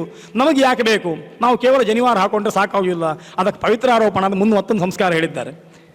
ಹಾಗಲ್ಲ, ನಮಗೆ ನಿತ್ಯ ಆದ್ದರಿಂದ ಪ್ರತಿಯೊಬ್ಬ ವಿಪ್ರನು ಬ್ರಾಹ್ಮಣನು ಉತ್ಸರ್ಜನ ಉಪಕರ್ಮಕ್ಕೆ ಬೇಕಾದಷ್ಟು ಮಂತ್ರ ಆದರೂ ಅಧ್ಯಯನ ಮಾಡಬೇಕು, ಅಂದರೆ ಸಮಗ್ರ ಮಾಡಬೇಕು ಅಂತ ಅರ್ಥ.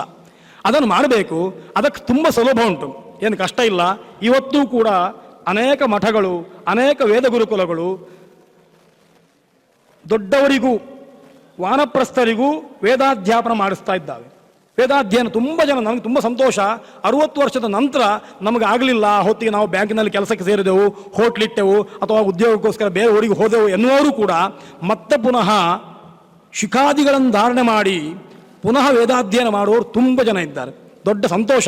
ಅಂಥದ್ದಾದರೆ ಮೊಮ್ಮಕ್ಕಳು ಮಕ್ಕಳು ಆರಾಮದಲ್ಲಿ ಕಲಿತಾರೆ ಅಂತ ಗೊತ್ತಾಗ್ತದೆ. ಆ ರೀತಿ ಆಗಬೇಕು ಅಂತ. ಹಾಗೆ ಧಾರಣಾಧ್ಯಾಪನಾಂಗವಾದ್ದರಿಂದ ಗೃಹಿಣಾಂ ಬ್ರಹ್ಮಚಾರಿಣಾಂ, ಗೃಹಸ್ಥರಿಗೆ ಬ್ರಹ್ಮಚಾರಿಗಳಿಗೆ ಇದು ಎಲ್ರಿಗಾಗಬೇಕು. ಪ್ರತ್ಯಬ್ಧಂ ಯದುಪಾಕರ್ಮ ಸೋತ್ಸರ್ಗಂ ಕ್ರಿಯತೆ ದ್ವಿಜೈ. ಪ್ರತ್ಯಬ್ಧ ಉಪಾಕರ್ಮ ಆಗಬೇಕು, ಸೋತ್ಸರ್ಗಂ ಉತ್ಸರ್ಗವೂ ಮಾಡಬೇಕು, ಉಪಾಕರ್ಮವನ್ನು ಮಾಡಬೇಕು. ಹಾಗೆ ದ್ವಿಜೈ ಬ್ರಾಹ್ಮಣರನ್ನು ಮಾಡಬೇಕು. ಯಾಕೆ ಅಂತ ಕೇಳಿದರೆ ಅಯಾತಯಾಮ ಛಂದೋಭಿ ಯತ್ಕರ್ಮ ಸಿದ್ಧಿಕಾರಣಂ ಉಪಾಕರ್ಮಾಪರಾಖಣೆ ಅಯಾತಯಾಮಶ್ಚಂದೋಭಿ ಯತ್ಕರ್ಮ ಸಿದ್ಧಿಕಾರಣಂ. ಛಂದಸ್ಸು ಯಾತಯಾಮವಾದರೆ ಅದು ನಾವು ಮಾಡಿದ ಕ್ರಿಯೆಗೆ ಸಿದ್ಧಿಯನ್ನು ತಂದುಕೊಡುವುದಿಲ್ಲ. ಅಯಾತಯಾಮಶ್ಚಂದೋಭಿ ಯತ್ಕರ್ಮ ಸಿದ್ಧಿಕಾರಣಂ. ಛಂದಸ್ಸು ಅಯಾತಯಾಮವಾಗಿರಬೇಕು.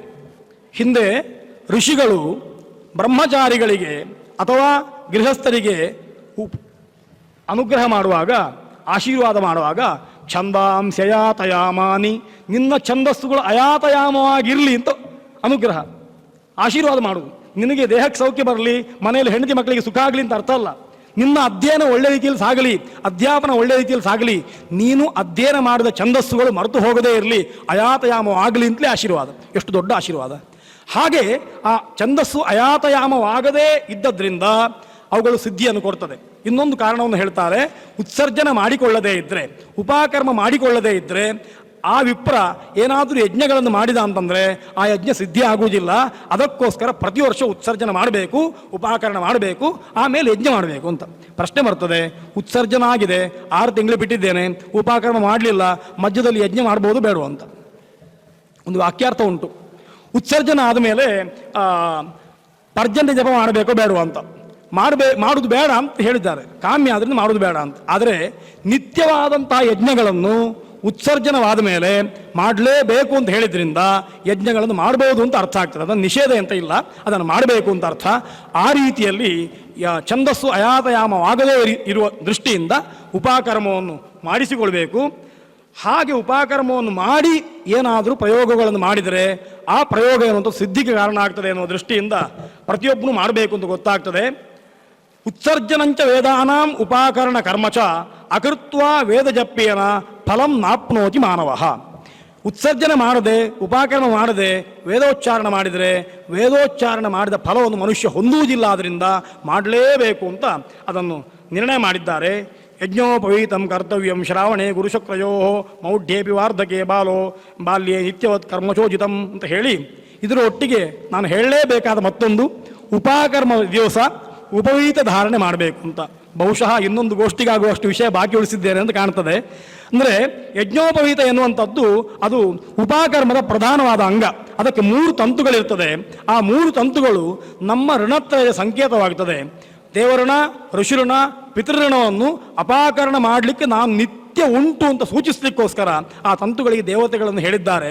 ಅಂತಹ ಋಣತ್ರಯ ಅಪಾಕರಣದ ಸಂಕೇತವಾದಂಥ ಉಪವೀತವನ್ನು ಧಾರಣೆ ಮಾಡಿಕೊಂಡು ಈ 3 ಕೆಲಸವನ್ನು ಮಾಡಲಿಕ್ಕೆ, ಉಪವೀತ, ಪ್ರಾಚೀನಾವೀತ, ಸಂವೀತ. ಆದ್ದರಿಂದ ಉಪವೀತ ಧಾರಣೆಯೂ ಕೂಡ ಈ ಉಪಾಕರ್ಮದ ಅಂಗ. ಹುತ್ವ ದತ್ವ ಅಂತ ಹೇಳಿದ್ದಾರೆ ಧಾರಣ ಮಾಡಲಿಕ್ಕೆ. ಆ ಉಪವೀತ ಹೋಮವನ್ನು ಕೂಡ ವಿಧಾನ ಮಾಡಿದ್ದು ಕಾಣ್ತದೆ.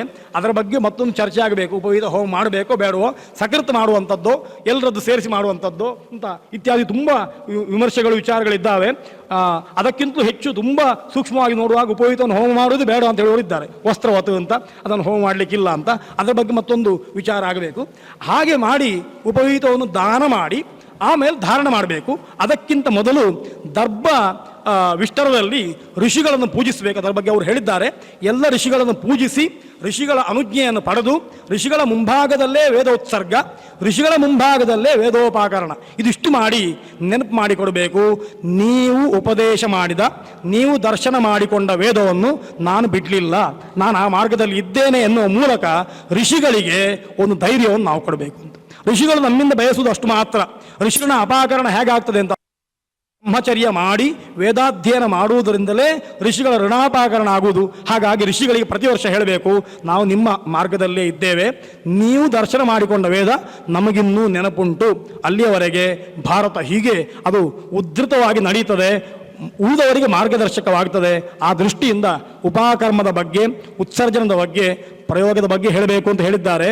ಪೂರ್ಣವಾಗಿ ಪ್ರಯೋಗದ ವಿವರಣೆ ಕೊಡಲಿಕ್ಕೆ ಆಗಲಿಲ್ಲ. ಸೂತ್ರದಲ್ಲಿ ಎಷ್ಟು ಪ್ರಯೋಗ ಹೇಳಿದ್ದಾರೆ ಅದನ್ನು ಹೇಳಿದ್ದೇನೆ. ಸೂತ್ರೋಕ್ತವಾದ ವಿಷಯಗಳನ್ನು ಯಥಾಮತಿ ನಾನು ನಿವೇದನೆ ಮಾಡಿಕೊಂಡಿದ್ದೇನೆ. ಎಲ್ಲ ವಿದ್ವಾಂಸರಿದ್ದೀರಿ, ತಿಳಿದವರಿದ್ದೀರಿ.